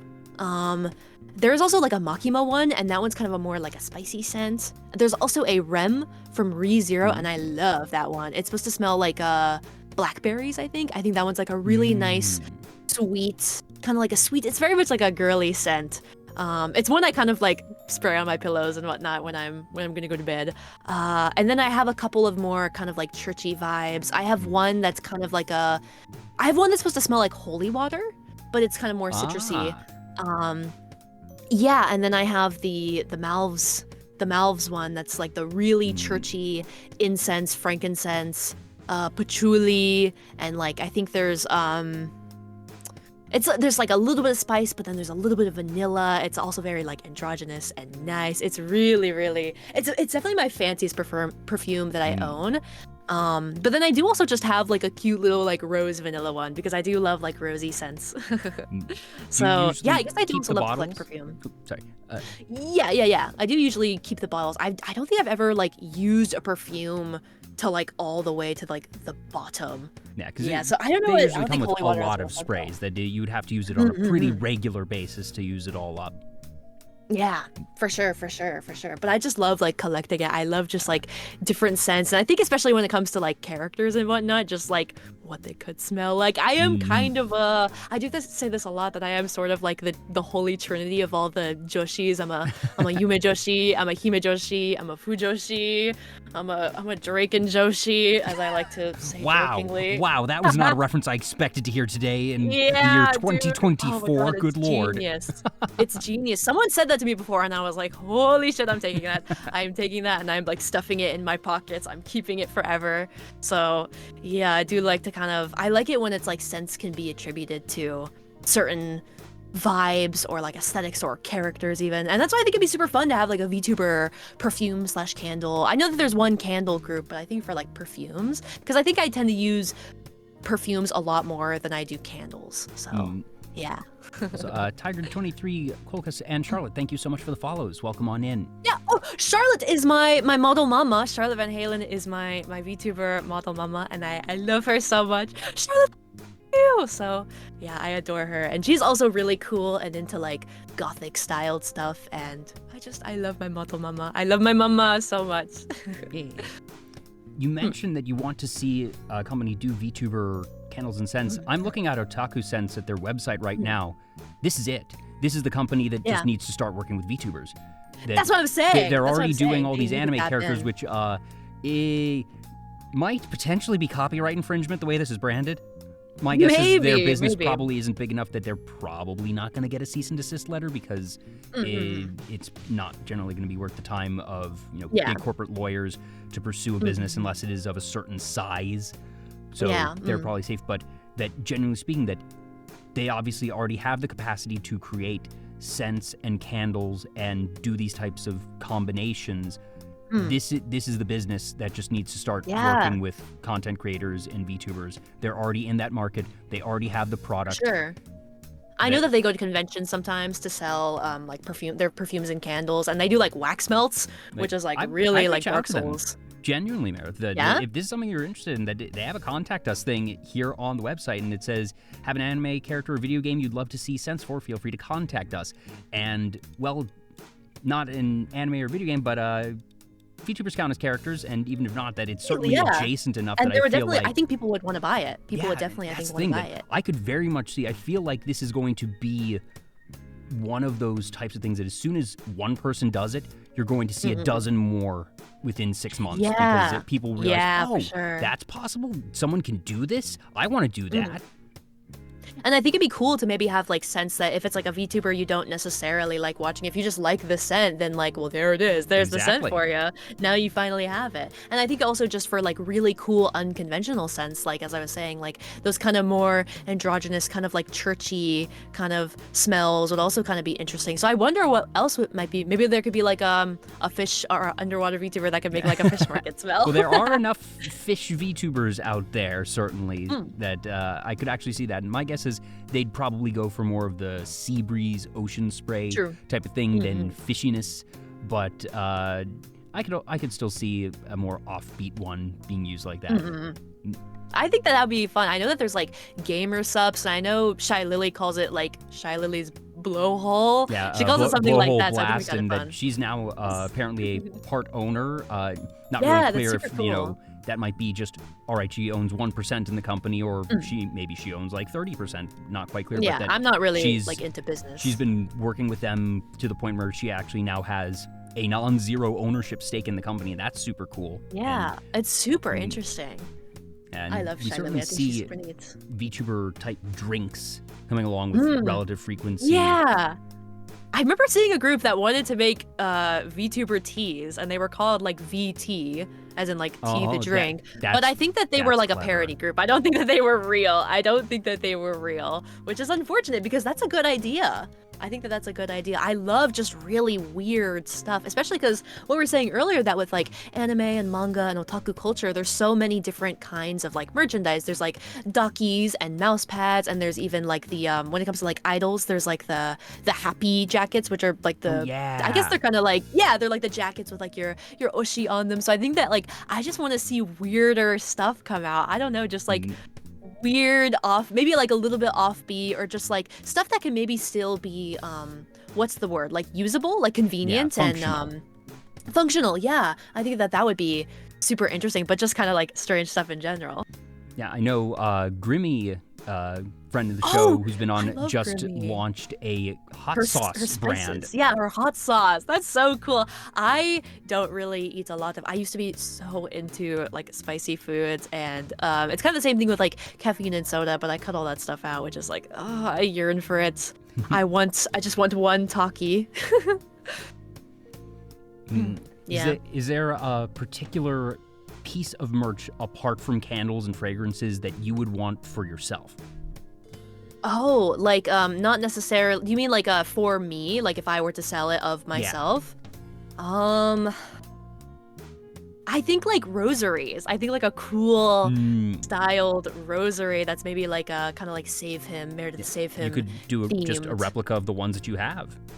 Maybe, or maybe they should just have like, maybe like the beads could all be like different things that represent me, and just like my channel, and just my journey as VTubing, and me and the hymn cells, as I call my community. So I think that would be really cool. Maybe just like jewelry in general. I think that'd be kind of cool, even if it might be a little bit more pricey and a little bit maybe more difficult to put together. But I think that'd be fun. It'd be maybe like a special edition kind of thing. I think that'd be super exciting. Do the crosses on your shawl, I suppose that doesn't count as a rosary. I think you need the beads for it to be considered a rosary, so those would just be crosses technically. And I do have them. It's okay if I like back up. So I can by show all means. Okay, so I do have like really cool like back crosses too. I love to I can even step out. I can step around. I really love it. That's one of my favorite things about my outfit. As I could just jangle around. You could hear me coming from a mile away because you'll just hear you just hear the little jingling. Yeah, I feel like if you made a rosary that you could use those crosses but then add the beads to it to make it a proper rosary. Yeah. That way it's something that's, representative of your model. For sure, for sure.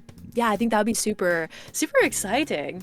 I think that I just love merchandising. I mean, I love to collect trinkets and whatnot. I was showing you the articulated slugs and whatnot. Yes. I love to collect all sorts of little things. I love to collect articulated slugs and figurines, blind box figurines even. I collect a lot of VTuber merch. Like we were talking about Ashton, I have a lot of Ashton's merch. Yeah, I love to collect keychains and stuff like that. I love my trinkets. I love my trinkets. I love my doodads. I love my gadgets. You were talking so about... I would just love to have more of that kind of weird stuff. You were talking about your artifacts earlier, just the different rosaries and crosses and books and other items. What is the oldest artifact that you own, and do you know the date on it? Oh, I own this I don't know the date, but I have this really dusty kind of rinky-dinky doinky. It's a history of the Bible book. And that one's, I think it's kind of a vintage thing. I think that's probably, it's not the oldest ever. It was probably from just the, maybe even at most the 2000s even maybe, but it is pretty beat up and dusty. So maybe that. I don't know though. But one thing you did mention, I'm going to hope that I got this transition to work properly. Let's see. Yay, it worked. Yay! Oh, Yeah, these are my slugs. Oh, I'm covered a little bit after I can move. Yeah, these are my articulated slugs. There's different colors of them. Yeah. The one on the far left, the really tiny articulated slugs? Because you mentioned this, I was like, I've never heard of articulated slugs before. I saw the picture, I was like, okay, I think I've seen these around a bit, but this is something very particular. So how do you wind up getting into these? I mean, I just love things you can fidget and play with, and they're so cute. I just think the little slug heads are just so cute. And maybe it'll pick it up. I was showing you the other day. Maybe you can hear it when I'm picking up. They make this little sound that's kind of you could probably only hear it when I'm talking, but I really like the sound sort of they make. It's kind of yeah, and sometimes depending on how big they are or the material they're made out of, they'll make kind of more creamier, I guess, sounds. I just saw a video about them and I just thought they were really cute and I wanted to just collect them. They're just little dudes, and I do kind of really like snails. I'm not an expert on slugs or anything like that, but I remember one time, the one time that I did go out for a walk, it was really late at night, and I remember I saw this snail that was, I think it was dead. Its shell was crushed, and there was another snail next to it, and I assumed that it was maybe the snail's lover or his friend, and he was mourning the death of him. And so I sat with him. I sat with him, mourned with the slug. I mourned with him because I felt sorry for him, and I stayed with him, and I just didn't want him to be alone. And it was a cold night, and I remember as I was walking away, I was like, oh, I wonder if snails mourn dead snails. And when I looked it up, they're cannibals. So he was actually eating the other snail. Oh no. Apparently they cannibalize their shells for calcium. So he played me like a fiddle. He played me for a fool. He played me for a fool. I showed him kindness. You were watching that slug have their dinner. Yeah. He took advantage of my kind gesture.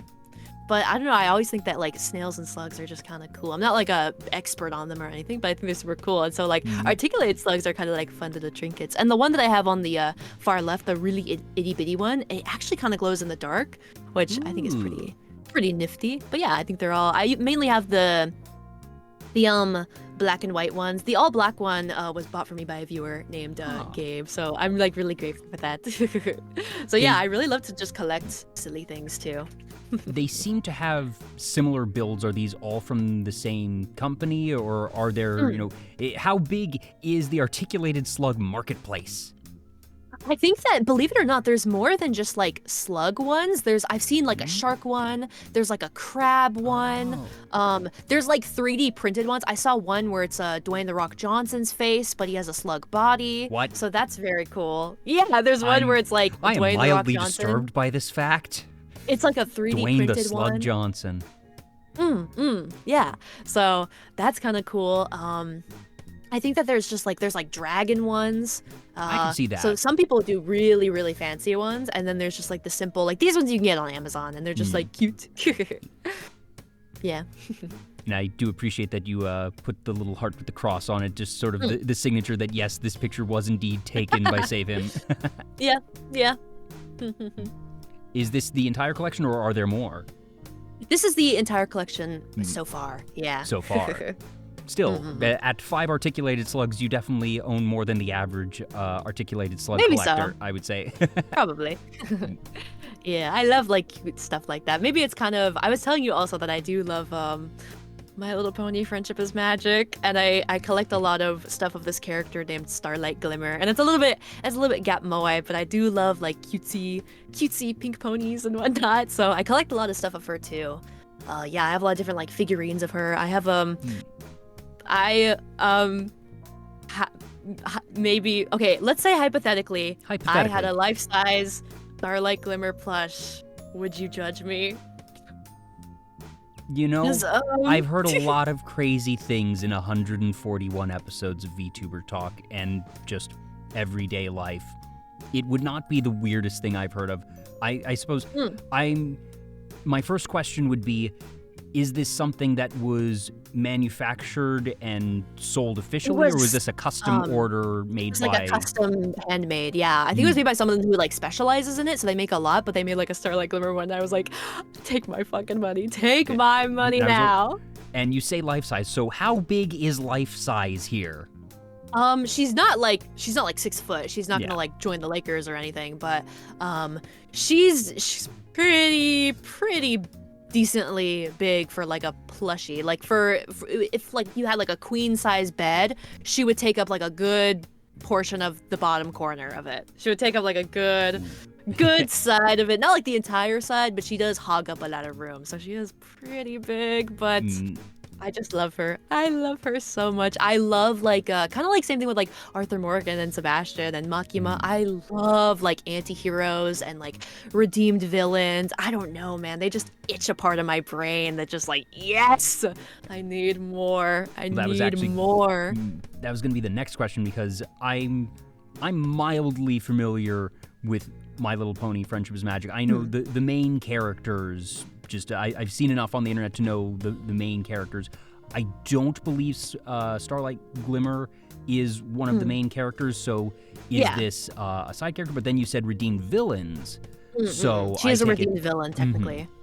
So she's kind of like she kind of becomes, I guess without spoiling it, she sort of becomes like a honorary main character in a way. Classic as a lot of people say, enemies she's to sort of friends honorary. trope. And so she kind of like, she does become sort of a main character. She might not be part about the main 6 before my viewers make fun of me. The main 6, because sometimes when I say the word 6, I stumble and I accidentally say something else. But yeah, so Starlight Glimmer is kind of more honorary. She's kind of like the honorary 7th member. Yeah. And I remember they all have like icons. What is her icon? The key marks. Hers is, she's really good at magic. So hers is like a little twinkle. It's like a little sparkle with like a little, like a purple mist around it. So I love her. She just, especially also like Princess Luna is another kind of redeemed villain. I don't know. I always try my best to like believe in people and see the best in people. And so, sometimes when I saw Starlight Glimmer and I just saw that she just like goes through a lot of things that have happened to her. It's not just because like she's evil because she wants to be. She's like had things that have happened to her, and she powered through that and still chose love and friendship over that. And I just find that really admirable. Yeah. When we were talking the other day, I was mentioning how just I find the whole the advent of the brony and My Little Pony Friendship is Magic is so fascinating to me. Of just the culture of it. The idea of a brand that found an audience that is so far from what it was designed for some There were more for 40 marketing odd toys. years after it was designed, that it wasn't, okay, My Little Pony is this new thing, and that it just so happened to find another audience, that it had been around for I'm sort of spitballing here at 40-ish years, but it certainly wasn't new, and that for just that it seems that part of it may have been that, similar to what we were talking about earlier, of Western media that isn't necessarily as juvenile in its writing, that yes, is it still designed for kids? Yes, but that it went beyond what a normal children's cartoon would do in terms of content and characters, and that allowed people to gravitate towards it, and that from what I understand, it was also something of sort of like, at least it started as irony, I think,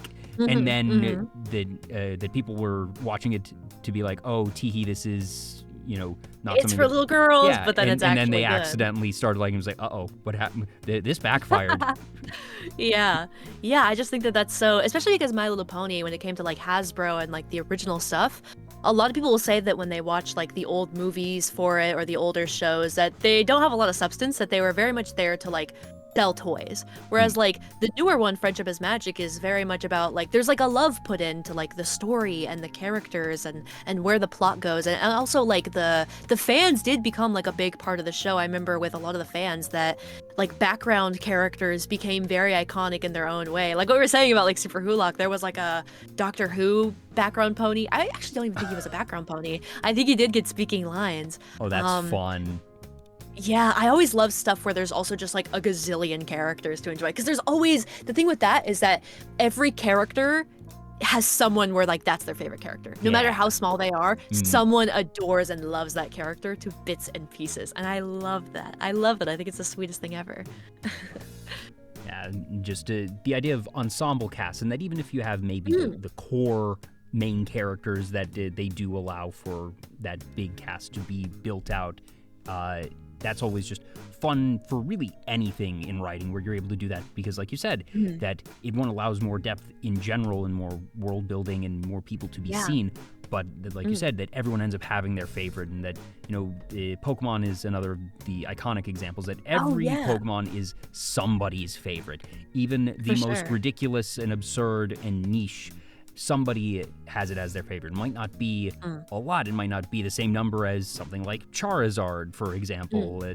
I'm certain that there are fewer Starlight Glimmer fans than Twilight Sparkle fans, but that everybody has a favorite, and that every character is somebody's favorite. Yeah, I don't know, it's super endearing, and it's just like, I think that with like bronies, I don't think we'll ever really see that again, even with like VTubing and whatnot. I don't think that we'll ever see something where it's just like that strong. I think VTubing has gotten kind of close. I think it's so sweet when I see people who like use like my Oshi marks, or use like VTubers that I enjoy like their Oshi marks, or like just like want to support them, and like conventions and whatnot, and like merch and things like that, and just like, unique stream ideas. I think that VTubing has also, when it comes to like streaming, VTubers can do a lot more stuff than just like regular watch me play a video game. There's a lot of VTubers who do all sorts of different things, and I think that that's really like cool. I think it's just super neat. Yeah, I've said for a while that I'm waiting for facecam and non-VTuber content creators to realize that you don't need to use a VTuber model for every stream. I think that in 5 to 10 years, having a VTuber model is going to be content creation 101. You have your social media channels, you have OBS set up, you have your stock model, or your sort of cheap customized model that is, maybe it's sort of a stock base, but then you have basic hair and whatnot, but that people are going to eventually realize that, there's so much potential. I don't want to necessarily get dressed up today, or I don't want to put on makeup today, or I'm just feeling really tired and I know I won't look good today, or I want to ignore the laws of physics today. I have a bit that I want to try out today. I have something that I want to go in VR chat, and I want to have something that's more personal than just a random stock model. That there's so much potential for what you can do with a VTuber model that simply can't be done IRL. Then, like I said, just, you Yeah. can spin around right now. You can ignore the laws of physics. You can fly all over the screen. You can't do that if you're a face cam streamer. And that there's very, very creative people that this creative tool is right under their nose, and I feel like they don't realize it yet. And I'm waiting for that to happen, because two things will happen once that starts being a more mainstream thing. One, VTubing as a whole will become more mainstream, I think, via non-VTuber content creators dabbling in VTubing as a tool. And and second, just, the number of VTubers that will exist will grow exponentially overnight, and that I'm sure there are things that facecam streamers have in mind, that have thought of, creative things that VTubers haven't thought of because we're too close to it, that we're already, neck deep in all this, that there's inevitably going to be some creative approach or gimmick or concept that we've been able to do that nobody has thought of yet, that a facecam content creator has been wanting to do but couldn't IRL, and that once they realize that they can use a VTuber model for it, will do it, and that it will unlock things for the VTuber community at large. Yeah, I would love to see more. I know that there was a Hatobasugu, but I would love to see more kind of like ARG kind of, maybe more like art house kind of VTubers. But I also really love, like, I know that there's some people who don't as much play into maybe like the role play. They might have like a character, but that's more just like their mascot rather than like them. But I always really love like seeing other people's creations and what they come up with, and like their own love for like their characters as like out there as they may be. I always think that it's really fun to see what people come up with, and so that's kind of one of the things I also love about VTubing, is that there's just so many different ways to go about it, and everybody can like do their own thing. Everybody can like, there's something for everybody, and I think that that's really special. Yeah. One second, I'm gonna move us back to the main screen. Yay, that worked. I have to do like this two-step thing on the back end and just sort of time it, because the transition affords me like 3 seconds, and I set it up in advance, so all I need to do is click one thing, so it goes very seamless. But that was a multi-step process. It's good though. But Grimbo mentioned celebrity death matches. Yeah, it'll probably start with just VR and VR chat, and they won't even necessarily think of it as VTubing when they're doing it. But that they will do a thing with VR and motion capture elements that the VTubing community is going to look at and say, oh, they're just being a VTuber now. And that they themselves won't realize until after the fact. And it's just fun to see like things people come up with, like Fillion doing like her award shows and all the silly stuff that she gets up to, and then also like the combination of, sometimes I'll see people who like they'll get like cosplay parts of their outfit so that when they do hand cams and whatnot, it's like they're wearing the same outfit, and I just think that's so very fun. It's just so endearing. When people go the extra mile to actually set up their hand cam stream to be quote unquote in character, like I don't need that. I'm fine with breaking of immersion. I really don't care. But it's sort of a thing of, you put the thought and effort into that, and I respect the hell out of it. Yeah, it's so wonderful. I love to just see people be creative. I know, I think that's also one of the draws of VTubing, is people can be so creative, and there's so much potential, and just so many different ideas, and not even just with like models, but like overlays, as we were talking about, transitions and all sorts of things. It's so fun because you never know what you're going to stumble into. It's just really cool, and I'm having a lot of fun. Yeah, certainly. When I started Vtuber Talk, I did not know where it would go, what it would lead to, but one thing I entered into this very confident of is that I would not run out of VTubers to talk to. There's so many more people than I could ever possibly have on the show in any level of practicality, and it's only going to get worse for me. So, just that there's so many different people that, I've had people with gothic aesthetics, with even somewhat gothic Lolita aesthetics, but that basically every VTuber ends up being so unique that even ones that sometimes use a base stock model, just with the slightest bit of effort, you're able to make it your own.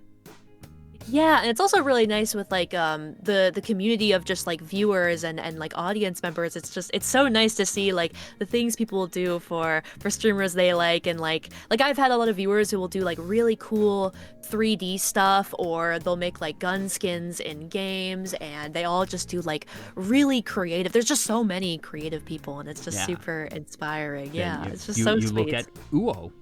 Like Uo. Uo, one of the most creative people in this space in terms of just and he does in sort of roundabout way exactly what you were talking about. He sort of dresses up as his PNG. I think more so it was PNG was just designed after him, but it's a guy in a lab coat. But that he's doing so much. The stuff he's doing is absolutely absurd. I've said many times, I think he is one of the people most likely in this scene to blow up figuratively and literally. Yeah, exactly. It's so cool. I see so many people who will do like if they'll do like different niches. Like as of late, my viewers introduced me to more FMVs, which are full motion video kind of like point and click adventure games, and I'm just having like the time of my life. I don't know, I just think it's awesome, and it's just so cool to see like all sorts of. I always think that with like VTubing and becoming a VTuber, it really inspired me to actually try different things. I would have never tried like different games and whatnot if it was not for me becoming a VTuber. So I hadn't actually heard of FMVs before. When you explain the concept, it makes perfect sense. But what was the first FMV that you played? I've only really played Harvester, which is kind of a more like raunchy kind of horror FMV, and that one was really fun. I had tons of fun with that one. I did play another one that was it was more so adjacent to FMVs, called At Dead of Night, and that one was also really cool. But I really want to play more. I feel like they suit me quite well, because I do like also talking about like film and movies. I don't consider myself to be like an expert on film and cinema and the like, but yeah, I don't know, it's kind of like a cool mesh. I think it's really nice and it suits me. So I'm definitely going to play more in the future, most likely. You mentioned that when it comes to films that you described a genre as American yaoi. And yeah, I did. Is that a term that you coined, or did you hear that somewhere? Because I've never heard it before, but I love it. I think maybe other people have said it before, but I think I coined it. Usually when I talk about movies like Brokeback Mountain, God, what else is like another one? Somebody mentioned earlier that BBC's Sherlock is just BBC yaoi. Yeah, I think that's another one. Or even like British Hannibal yaoi is at that kind point. of yeah, Hannibal is kind of like American yaoi. Oh my god, I'm like totally blanking. But I think even like I considered like Outlast Whistleblower to be kind of like an American yaoi game. I don't want to spoil it, but if you've played Outlast Whistleblower, you know what I'm talking about. But yeah, I think that it's kind of interesting. Yaoi is worldwide. Yaoi is global. Yes, that it has perhaps different terms and different titles across the world, but that's one of the things of just you see these types of genres in that every culture ends up having just artistically and creatively exploring similar concepts, but there end up being sometimes different terms, different phrases that even similar monsters, similar creatures end up having different names. Just the way language and culture evolved, that before the advent of the internet and sort of global trade and everything, that you get these building blocks and you look at them and you say, oh, this is just that. This is very similar. Or, oh, this culture developed this thing and took it in this direction, whereas that culture took it in the other direction. That one of the sort of weirder ones, you mentioned maid cafes earlier, and I'm not the first person to say this. I heard this from goodness knows where, but it was sort of a mind-blowing, eye-opening statement that Hooters and similar establishments are just American maid cafes. That's how that concept got taken in the West, at least. I'll be honest, I think I have to disagree slightly because Hooters has like the gimmick of like there's like girls with their, their Hooters out. But like maid cafes, there is a little bit more of like a role play kind of aspect, kind of similar to VTubers of like usually the maids are like characters. Sometimes they'll be like, maybe they'll be like a angel or they'll be something kind of fun and cool and they have like a backstory and Maid they'll do like certainly karaoke. have more variety. That's they do no a lot doubt there. more different things. And even then there's people who there's like certain maid cafes that like even have their own kind of like fans that will have like their oshi, their maid oshi I've even seen. So I mean even they're kind of like a kind of maybe I'm not like an expert on idol culture, but I think maid cafes can sort of be a kind of smaller subset of idols, Oh, I can definitely see that. There's a lot of thematic overlap and sort of, I don't know if cultural overlap is the right way to describe it, but sort of fandom overlap. Yeah.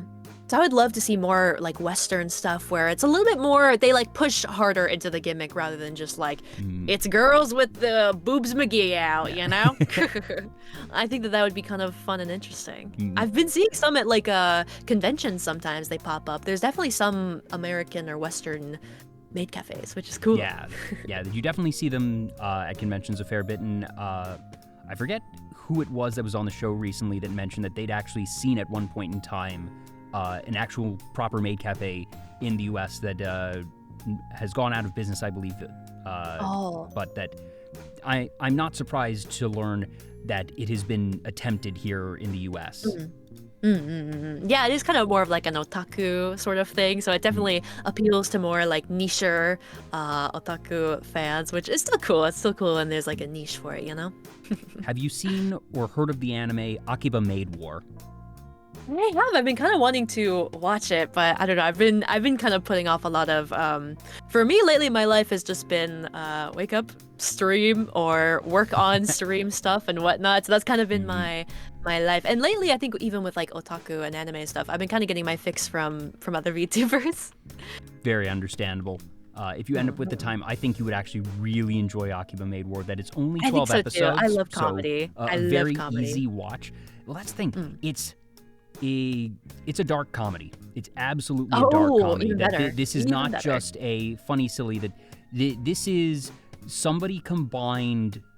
Think like Mafia, Turf War, Godfather type stuff, but then introduced idol culture as the wrinkle, as opposed to the more traditional is Italian it like the Sopranos? mafiosa. Imagine the Sopranos. Imagine Sopranos. But Tony Soprano's a cute girl. Yes.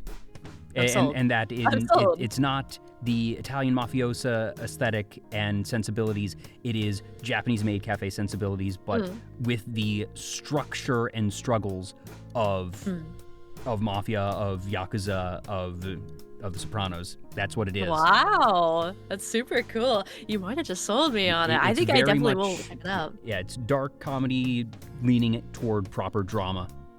Yeah, I do love like a good comedy. I mean, I think that's probably my other favorite genre. I love like Sakamoto Desu ka and Gugure Kokori-san. I love like comedies like that, just like kind of feel good at the same time. I'm actually not the biggest fan of slice of life though. I do like when there is kind of like a unique twist to it. Yeah, the slice of life for me is definitely hit or miss. That sometimes there's one that just hits really well, and that the characters and the dialogue is very witty and snappy.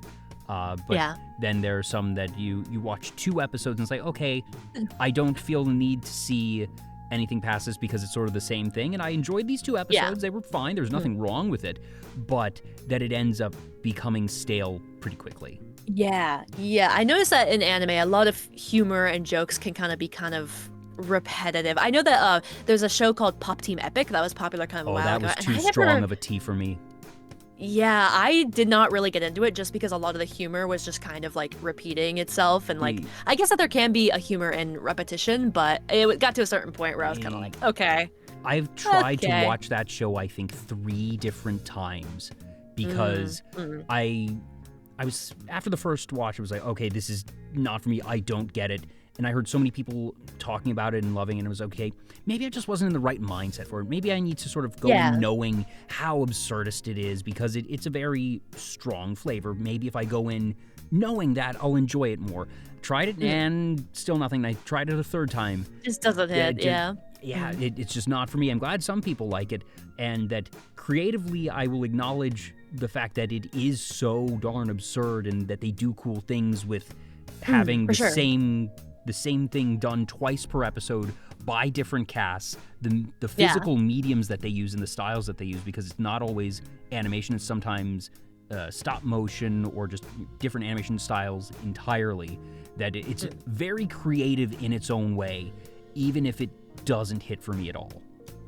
Yeah, for sure. You could like appreciate it even if it's not necessarily your thing, which I think that I definitely agree with Pop Team Epic. I like that it was like in a unique kind of art style, and the whole thing where they would either be voiced by like grown men or like, you know, cute girls, which is kind of silly. I think that they've gotten to a point where they're more iconic as characters rather than what they're from, I guess. Yeah. Kind of like Hatsune Miku, where she's kind of iconic as like a character, but like not everyone might necessarily be into Vocaloid, but like everyone at this point kind of knows who Hatsune Miku is. She's performing at Coachella.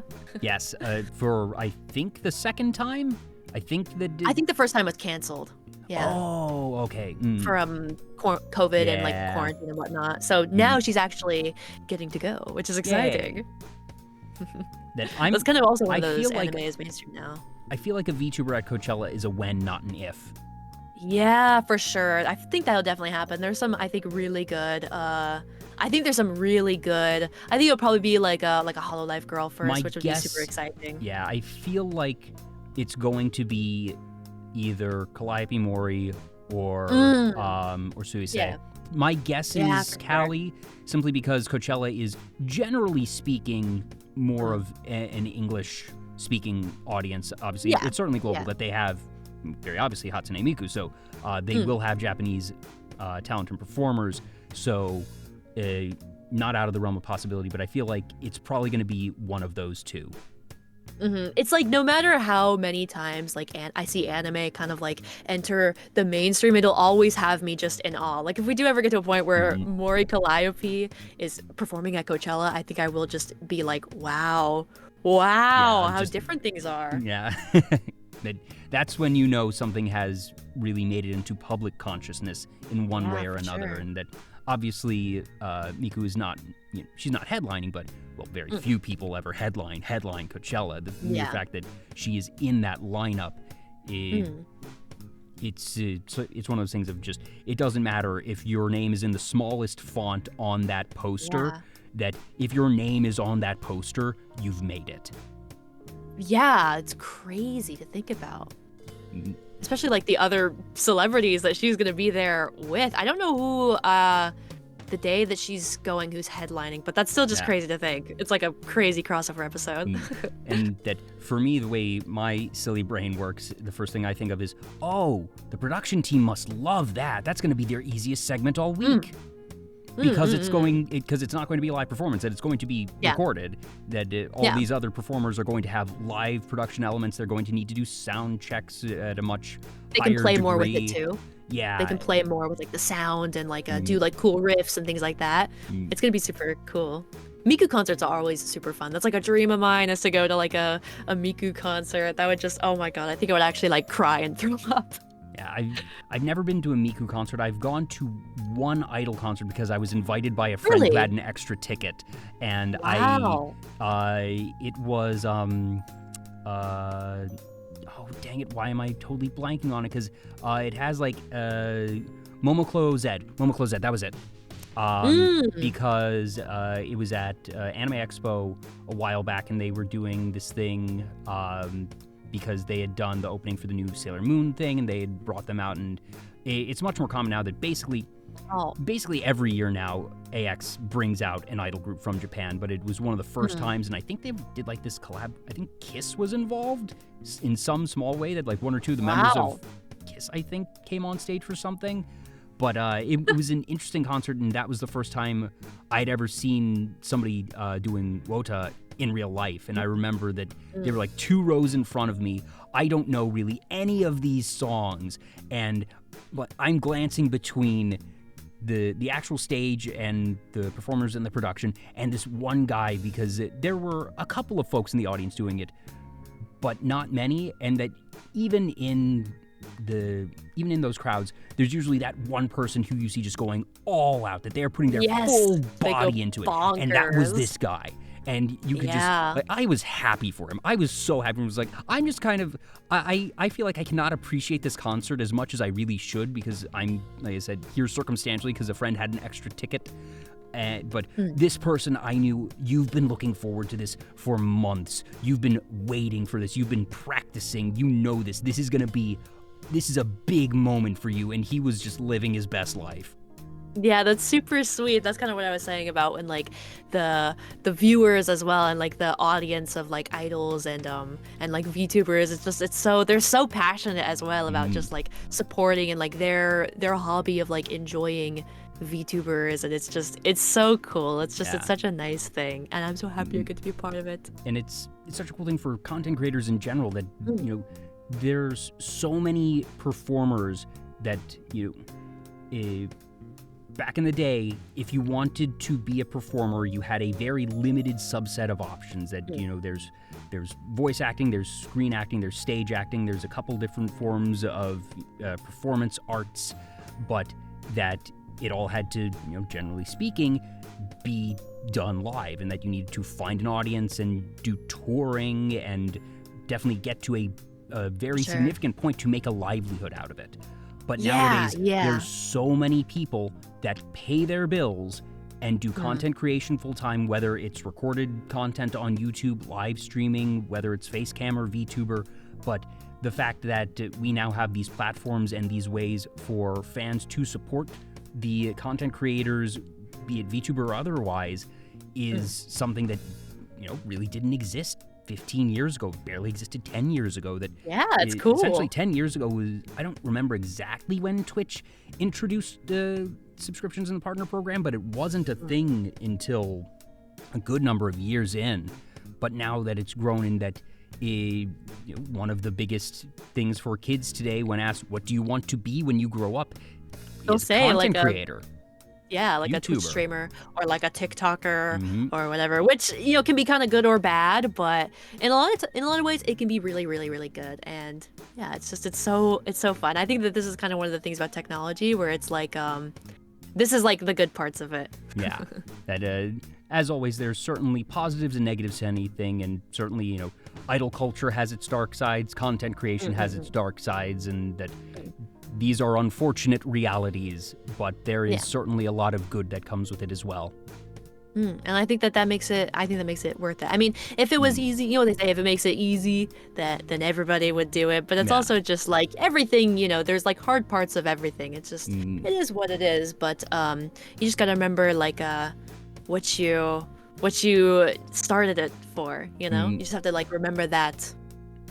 That's what I think of a lot. And sometimes if I do feel like a little bit like down on myself, I'll go through and I'll watch some of my own like clips, and I'll see like a funny moment where everybody in chat is like making fun of me for something. Like when I was playing Harvester the other day, I accidentally killed a character I wasn't supposed to.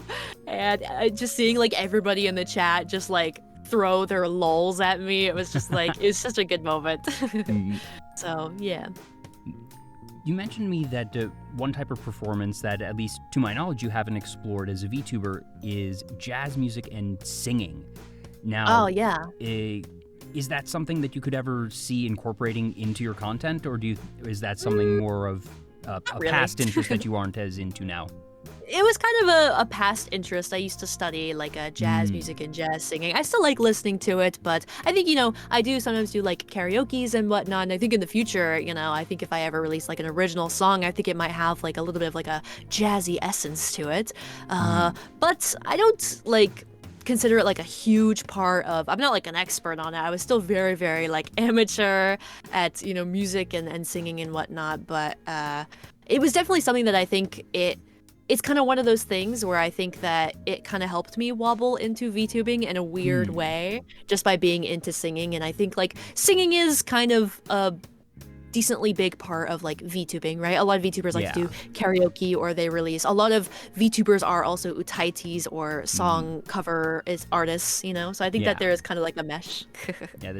VTubing has a lot of roots in the idol sphere, and a lot of that comes for sure. via sort of secondhand from corporations because a lot of early VTuber agencies based their models effectively off of idol agencies. So it's almost third hand at this point.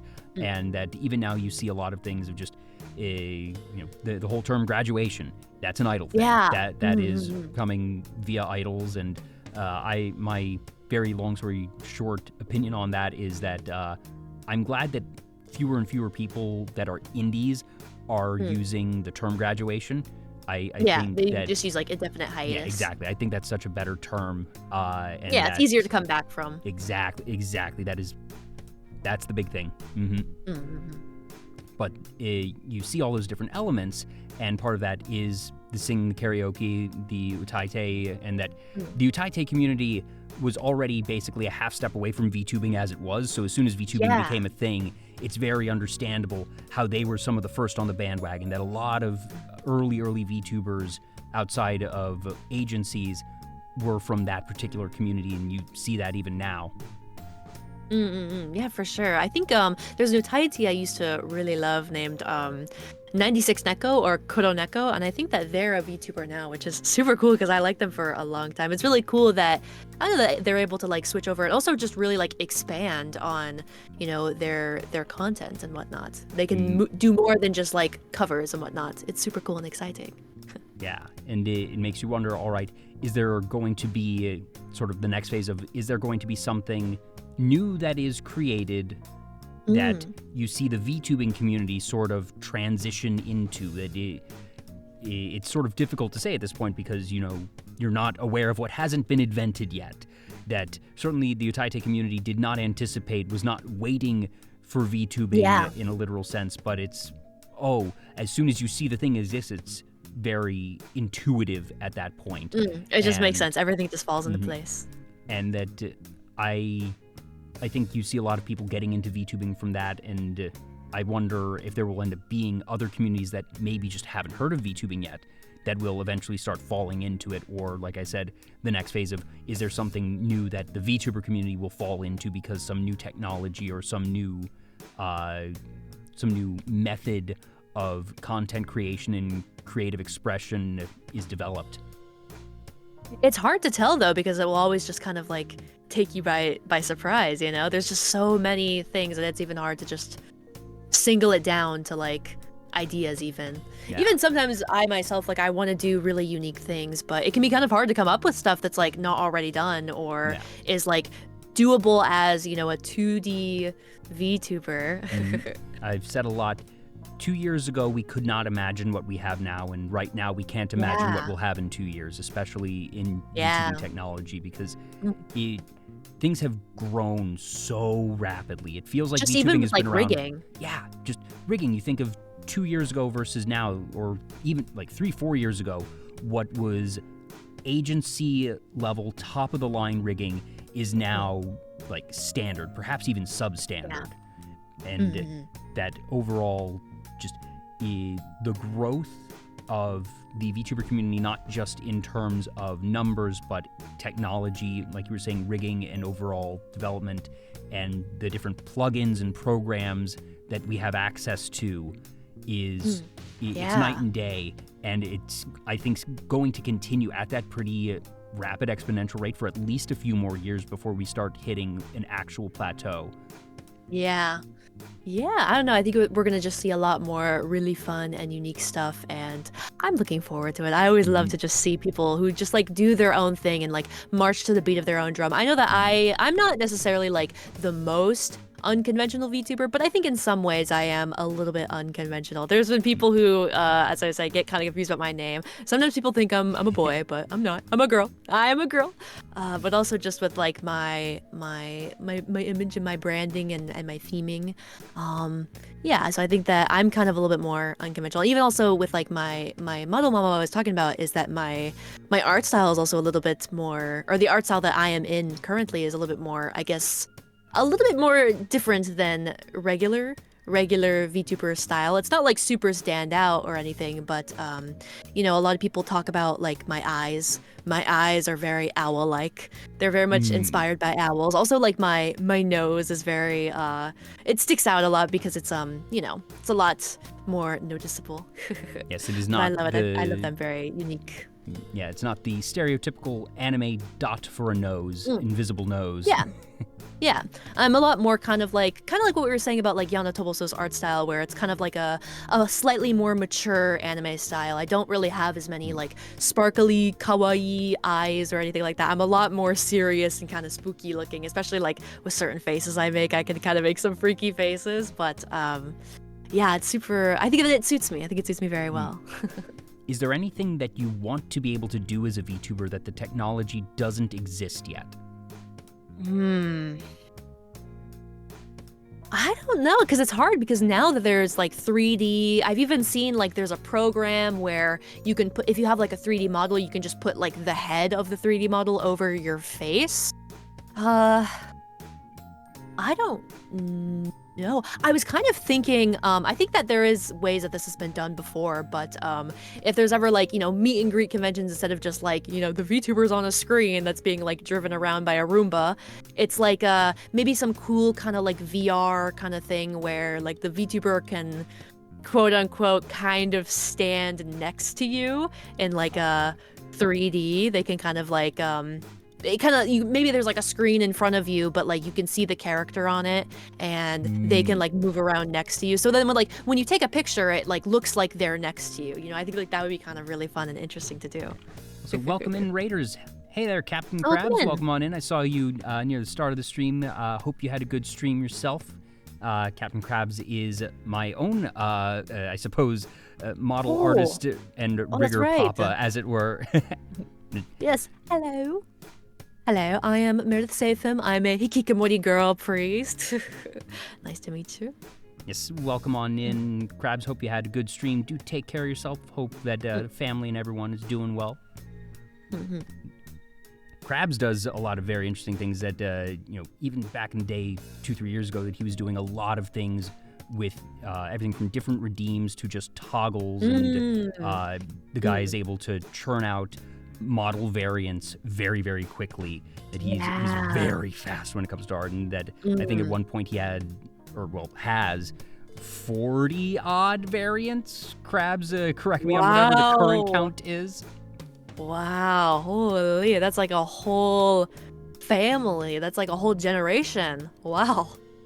When you're an artist, you're able to do that, of just that he did everything of made himself sort of a Gura onesie, or just his iconic hot tub streams.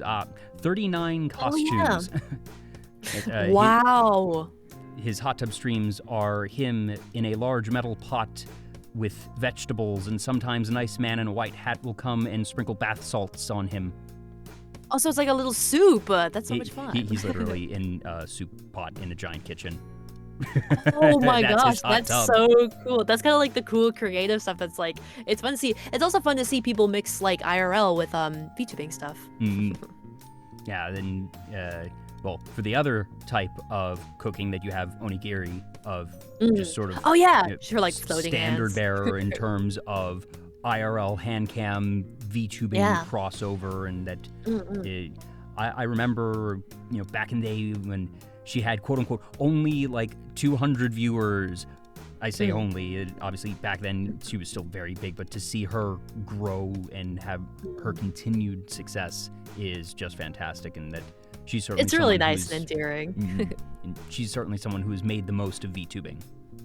Yeah, I've been seeing a lot of my own, like people that have inspired me to become a VTuber that are indies. I've seen them grow, and it's just like, it's so endearing, because I for the longest time, I always considered myself kind of like, for a while, I considered myself a viewer before a VTuber, but now I think it's the other way around. But I think for me, I will always have sort of a fangirl heart. I love to just like cheer people on and just be their fan and buy their merchandise and wave my glow sticks and just love them with all my heart and just cheer them on and see them achieve great things. I think that it's just like, it's really nice to see people achieve their dreams and do all sorts of different things. I just love supporting other people. Yeah, that's definitely the place that I occupy, that it took me 3 years to get a model, and even now that am I a VTuber? Yes, but I barely consider myself one. That I'm very much the supporter, the fan. That the whole thing that I do is that I bring people on to spotlight them, and that kind of like adjacent in a way. Yeah. I think that that's super cool. You found like your own thing to do, and I love that you do like a mic model. I think that that's super cool.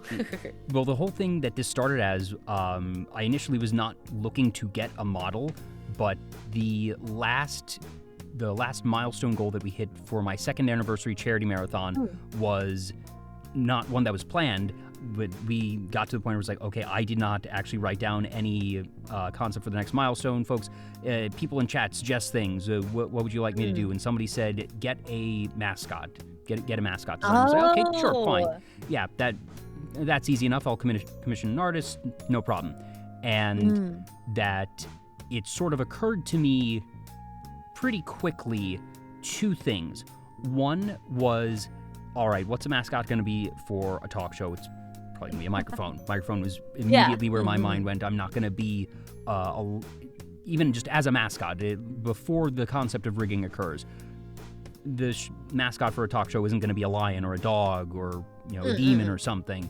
Microphone was very intuitive, but it was not long after I thought of microphone that I realized, okay, there is a non-zero chance that if I like this mascot, that I could perhaps get it rigged. And when CAPTCRABS, the first thing I asked for was, mascot, microphone, work together on things, and the first draft that he sent me was basically 90% of where we are right now on this one. It was very close. I think I changed the color of the tie and like 2 very small elements. But it was basically this. And I looked at this, what at that point was just a PNG, and I asked myself, I was like, is this it? Is this the VTuber Talk model? And I sat on it for like 3 months. That fortunately, basically everybody forgot about the charity marathon goals. Nobody asked, hey, Jay, when are you going to be getting that mascot set up and everything? So I was able to just take my time and wait. And that after 3 months of just sort of weighing the pros and cons and being like, okay, if I do that, it's not just going to be a gimmick for the 3rd anniversary charity marathon. That would be a thing that if I'm going to get all this set up, I would want to use it regularly.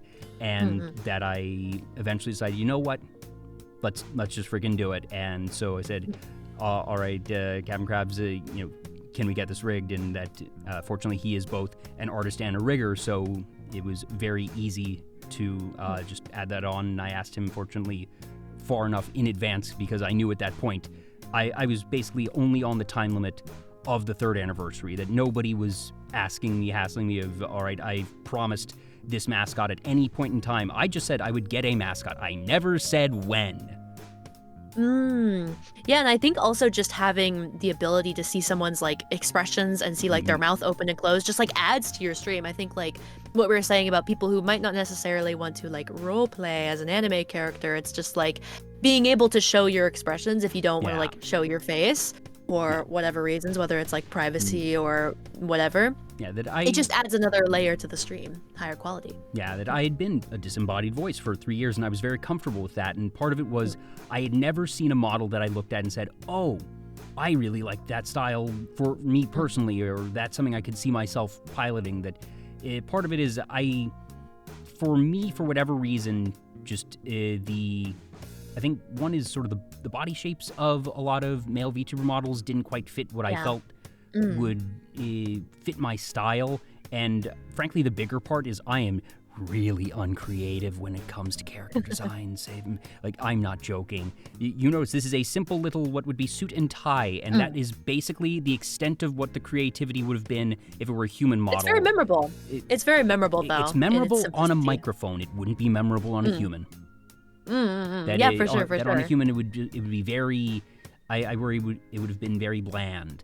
But when it came to microphone, it's like, okay, that's different enough. That's something that is more memorable, and that I guess for whatever reason I found the idea of being a silly little guy, a silly little microphone, a lot more appealing than the idea of having a full-on human humanoid character model, and I Yeah, certainly and wasn't it going to kinda be a works. demon talk show host or anything. No offense to the it demon VTubers out there. it works because, you know, you run a talk show where you like show a spotlight on like other VTubers, and so it kind of doesn't really like take away. It's not like sometimes with like when people collab, it's like their designs will kind of like one will like overpower the other, or they just like look very, very different. And I think with yours, it's like it does a good job of it doesn't like overshadow the person that you have on as a guest. So I think that that's like it's perfect, you know. It is certainly, and I say this with all the love in the world for CAPTCRABS. This is not a comment on your ability.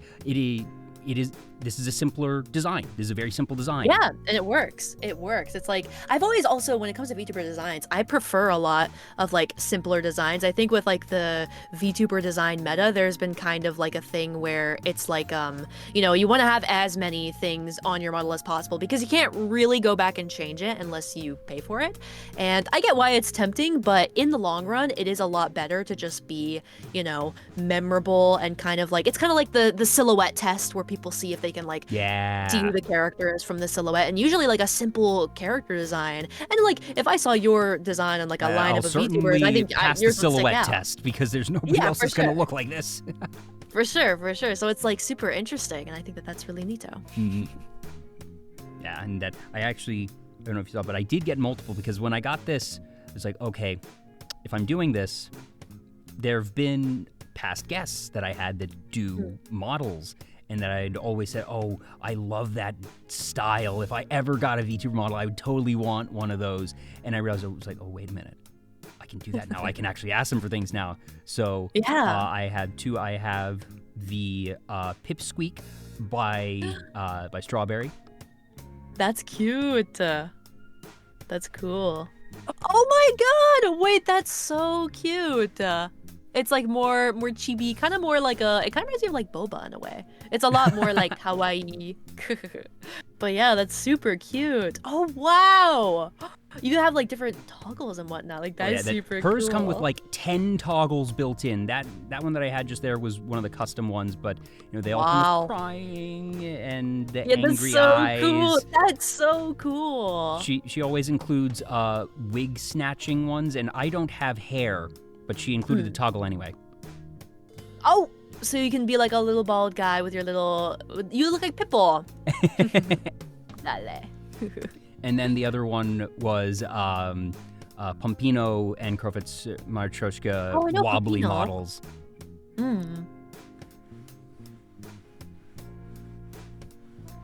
Oh wow! And that boy, was so is it cool. wobbly. Oh my god! Wow! And the eye tracking. Macaroni.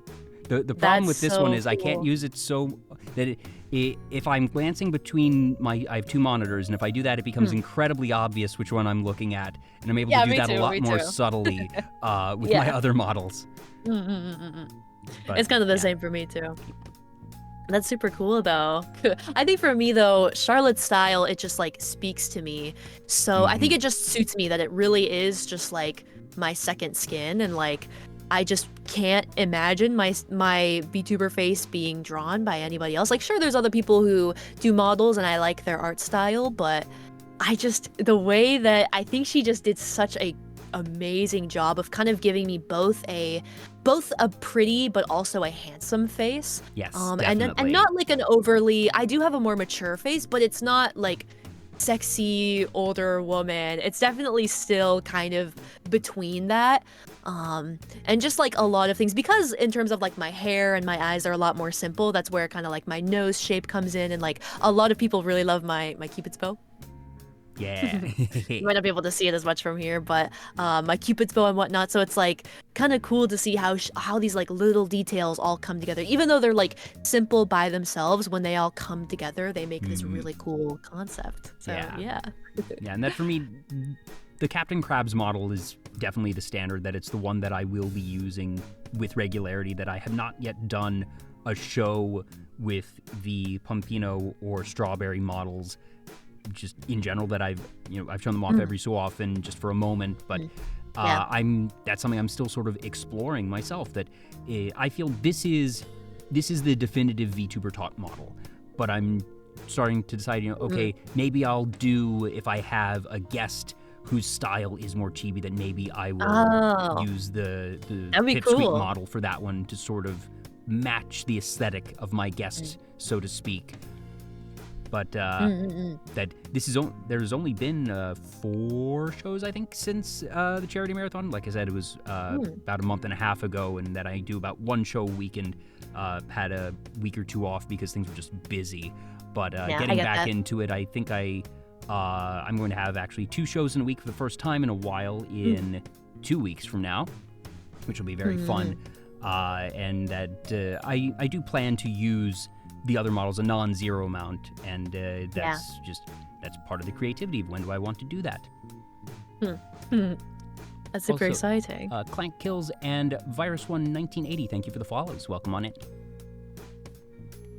Are there any additions or perhaps toggles that you're considering getting added to your own model, that even if you don't want to do an overhaul, is there anything that you're looking at potentially adding?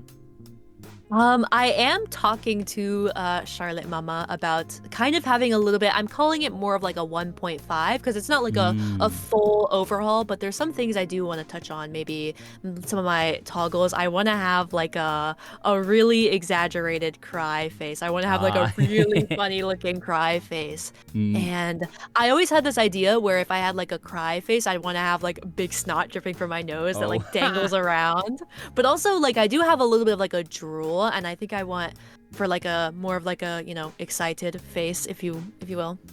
And so I think it'd be fun to have like maybe also a drool that sort of like swings and dangles around and is just like really crazy. I just like to be a really like wacky kind of cartoony expressions kind of character, because I think it's a little bit Gap Moe as well, and I think that kind of contrast is fun as well. Yeah, we have a bunch of folks in chat using the ooh emotes, and I'm guessing that's sort of the style that you'd be looking at, of just you know, the oversized eyes sort of breaking out of the model almost. Yeah, I've always thought that was kind of, I've always liked the idea for me that I'm sort of the kind of character that is kind of goes by cartoon logic, even though I look very like serious and kind of intimidating. I'm kind of like very wacky and just sort of like very cartoon logic, you know? Yeah. Yeah, silly maxing. Yes. I like that you have 2 different variants on the crying. Oh yeah, emotes. Yeah, I have 2 of them because it's just full on ooh. They themselves, they're always oohing for me. They're so needy.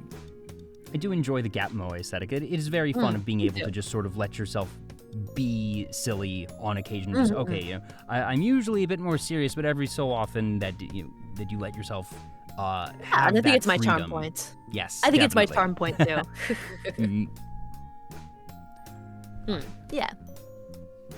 For just overall designs, do you think you would ever end up potentially getting a secondary outfit that, again, not a redesign necessarily, but are there any different, for lack of a better term, are there any pieces that you would want to add to the model in terms like alternative of... like an alternative costume. I've been kind of also talking about this as well with Charlotte Mama, and I was kind of maybe thinking about, I can't decide though is the thing. I've been thinking maybe like a really fancy pajama outfit I think would suit me also, because I am a hikikomori and I'm usually very, very ippy. So I think that would also be really nice. But I kind of want to add elements to maybe add some like cute lamb ears and maybe like some like goat irises, you know? Ooh, the goat irises. think, like, that's an having- interesting one. Yeah, I'm not like I'm the goat, but I'm not a goat. So I think having maybe some like cute kind of like lamb. I've always kind of wanted to maybe add some kind of like lamb goat attributes to it. I think that'd be really, really cute. Frosting in the chat mentions the idea of angel wings, halo, devil horns, and leaning into the slightly more religious angel demon imagery. Yeah, I mean, technically, my angel wings and halo were taken away. They were taken away from me as I was banished. As I was banished to the earth. It all comes back to panty and stocking. Honestly, yeah, I think that is kind of like a good comparison for what my lore is. It's very like panty and stocking-esque. Yeah, when you mentioned that one, that just sort of in the list of things that you mentioned, that it certainly stands out, but I suppose panty and stocking stands out compared to most things. Mm. Yeah, Another for show sure, for that sure. we're supposedly getting season 2 of. Oh yeah, that's right. Eventually, it's been Yeah, it is coming out. announced, Mm. but Studio Trigger is going to do what Studio Trigger does and do things on their own timeline, which is a very good thing. Yeah, true. But it means True. that, Promare famously was in production for 7 years. Oh yeah, I never saw Promare. I like Trigger is kind of like, for me, it's kind of like off and on. There's some things I really like from it and things that I'm kind of like meh, you know. Yeah, that a Trigger is. They are always a strong flavor. Doesn't matter what they're doing. It's always a strong Very flavor. stylized. And it's always I think aliens. that if I had an anime, I think it would be done by Studio Trigger though, just because they always have like a really fun kind of like fluid stylizedness that I think would kind of suit me in my very like cartoonish aspects, my very cartoonish antics. I think it would suit me. And they'd be able to add like the seriousness and the humor as like a perfect balance, I think. Yeah. That's very another wishful interesting thinking. sort of That's cool. personality question that only really hardcore anime fans would be able to answer. But if you were to have an anime adaptation of yourself, what studio would do it? Yeah, or maybe just in like a simpler way, like what kind of like anime style do you think it would be? I think for me, it would be kind of like a comedy. I think I mostly would be having kind of like a comedy anime that sometimes kind of has like, it would be like a dark comedy though, I think that would suit me. Yeah. Again, we come back to Akime War. That I do hope you check that one out. I think that actually would end up being to your taste. Yeah, it does. I think people have recommended it to me before, and it does look really fun and cool, and I love all the designs for it too. Yeah. We've been at this already for 3 hours, and I don't want to keep you too long, but I do have a couple questions that I always ask near the end of the show. And the first is, do you have any goals for 2024? That we're still pretty early in the year, it's early part of March right now. So is there anything that you're hoping to accomplish? It could be in terms of a project that you want to do, a type of stream you want to do. It could be something of, all right, I want to start this new either channel or do more on TikTok, what have you. That is there anything you're hoping to accomplish or see through before the end of the year? I think I would love to try and do maybe more charity. I think I would love to do maybe like a charity stream. I don't know what, maybe for like mental health or something like that, but I think just doing like charity would be very, very cool. And it's just, I very much want to help people. And I do kind of want to be like a good role model, even though I kind of do call myself like a girl bastard. I think I do really want to help people and do some good, with streaming. So I think that's something, but I also would just love to do more like variety of just like trying out new kinds of games and like I think also maybe doing like ASMR or something like that, just doing like all sorts of different things. I really would love to just like add some more variety and do like very unique kind of ideas. It's very hard to come up with unique ideas though, I will say, because it kind of does feel like everything's been done everything before. has been done somehow, some way once. Simpsons did it. Yeah, exactly. The Simpsons predicted it. Yeah, for charity sure. in particular, that I've mentioned my own charity marathon several times, that's the one thing that I do that isn't a normal show, and that I definitely hope you'll be able to get your own charity stream done. That Me too. they can be a lot of work, but they're also actually not that difficult, especially on the back end to set up. That just pick one of the go-to platforms, either Streamlabs or Tiltify are sort of the main two. You can also do something that's native here in Twitch. That the different platforms have different tools you can use, and feel free to reach out if you want sort of advice on how to set those up, because they're all pretty simple, but they have differences. But it's definitely a lot of fun. One thing I do always offer is any past guests who do charity streams that I will donate 2 30-second custom audio recordings you can give away or raffle off or whatever. Wow, yeah, that'd be super cool to do also like giveaway type stuff. I do want to try and also maybe like release merch and things like that, and I am kind of working on that, but it is surely but slowly. So I'm looking forward to that. Maybe too. someday the Save Him candle from Otaku Sense. Yeah, I know, you kind of inspired me. I'm kind of actually thinking about maybe like doing it. That I I think it hope would you be do, very fun. and that I hope for a Otaku sense that it seems like such an easy play, frankly, for them just Yeah. as from a business standpoint. That I think there's a lot of folks that would be really good for that. Yeah, for sure. I think it'd be just super interesting to see like what VTubers would smell like what, and if like people, it's not even necessarily for like perfume, but also just like air fresheners or like, candles, or like there's things where you can like spray it on like your sheets, like your bed sheets, to make it smell good. And I know that there'd be a lot of people who would certainly be interested in that. Hydration Nights is saving communion wafers merch. Yeah, for sure. Holy moly. That's actually a very fascinating idea, because obviously it would just be on the packaging. Well, I suppose you could go as far as getting your face imprinted on the wafers themselves, but that would be crazy. That's I don't know. That might be a bit much. Yeah, just to have the packaging, but for the wafers, that would be certainly a unique one that you would not see many other VTubers doing. But at the same time, at least production-wise, packaging is gonna be the easiest to do. It just the greater challenge is going to be finding a communion wafer manufacturer, or just maybe you buy the wafers wholesale or whatever, and that you find just a box production company, and that could be simple enough, and that you'd probably have to hand pack and ship everything at that point. But it's certainly easy enough to find something that will print your image on a box. Yeah, that would be super duper cool, I think. And I would love to see people have like a save him shrine. Oh yeah, of worship. Just literal shrine. Certainly a on brand for more so for you than any other. Yeah, exactly. That'd be super neat.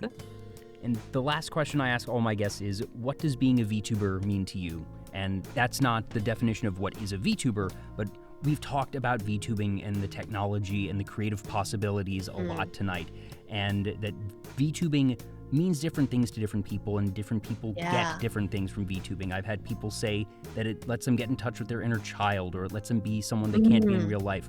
Other people have said it's just me, but it lets me be creative, and like we were discussing, it lets me do things in terms of content that I couldn't otherwise do, and I might not have a deep emotional connection to my model, but I couldn't see myself being a facecam streamer.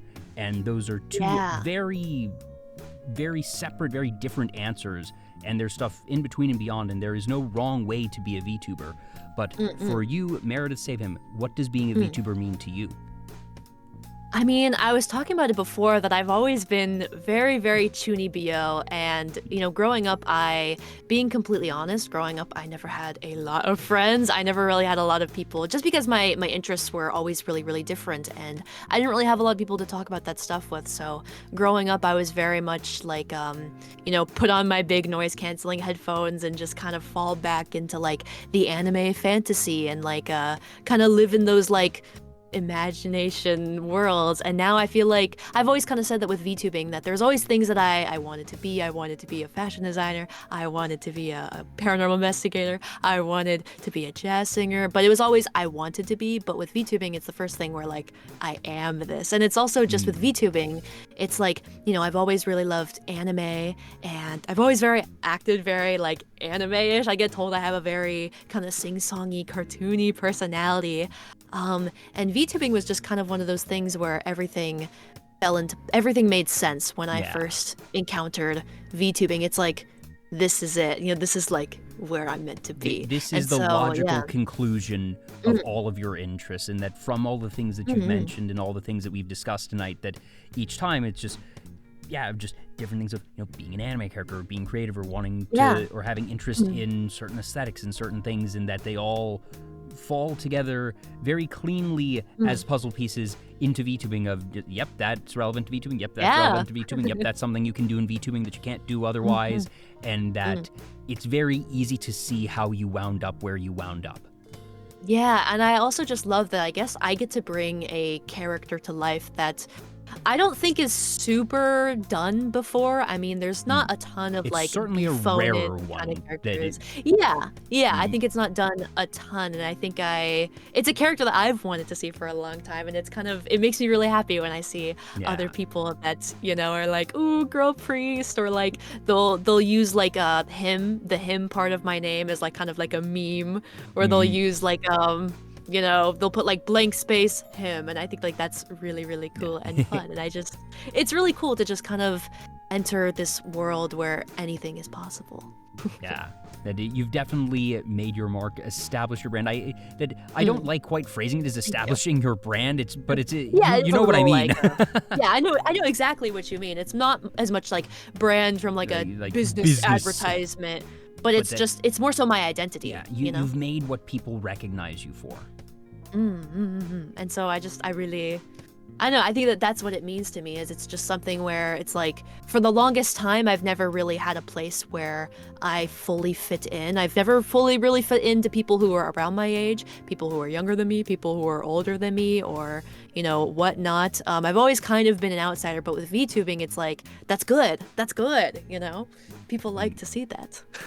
Yeah. And I found a community that really appreciates me and I have a lot of fun with. Most definitely, and that so many of them have stopped by tonight, and it's been so fun seeing the emotes and the comments in chat from everything from mentioning different things that happen on your streams, or just still waiting for Cowboy Hymn, and that's one thing that's really fun for me as a host. Of the vast majority of people that tune in to my show on any given night are the diehard fans of the guest, and that means that I basically get to have two guests every stream, because it's the guests themselves and their chat and their community, because it means that the mood of each streamer's chat is naturally curated by them over time to fit them, and that you see many people say, oh, I have the best community in the world, and that I think that everyone is right that they have the best community for them, because if you've done a good job with your curation and moderation, that you will naturally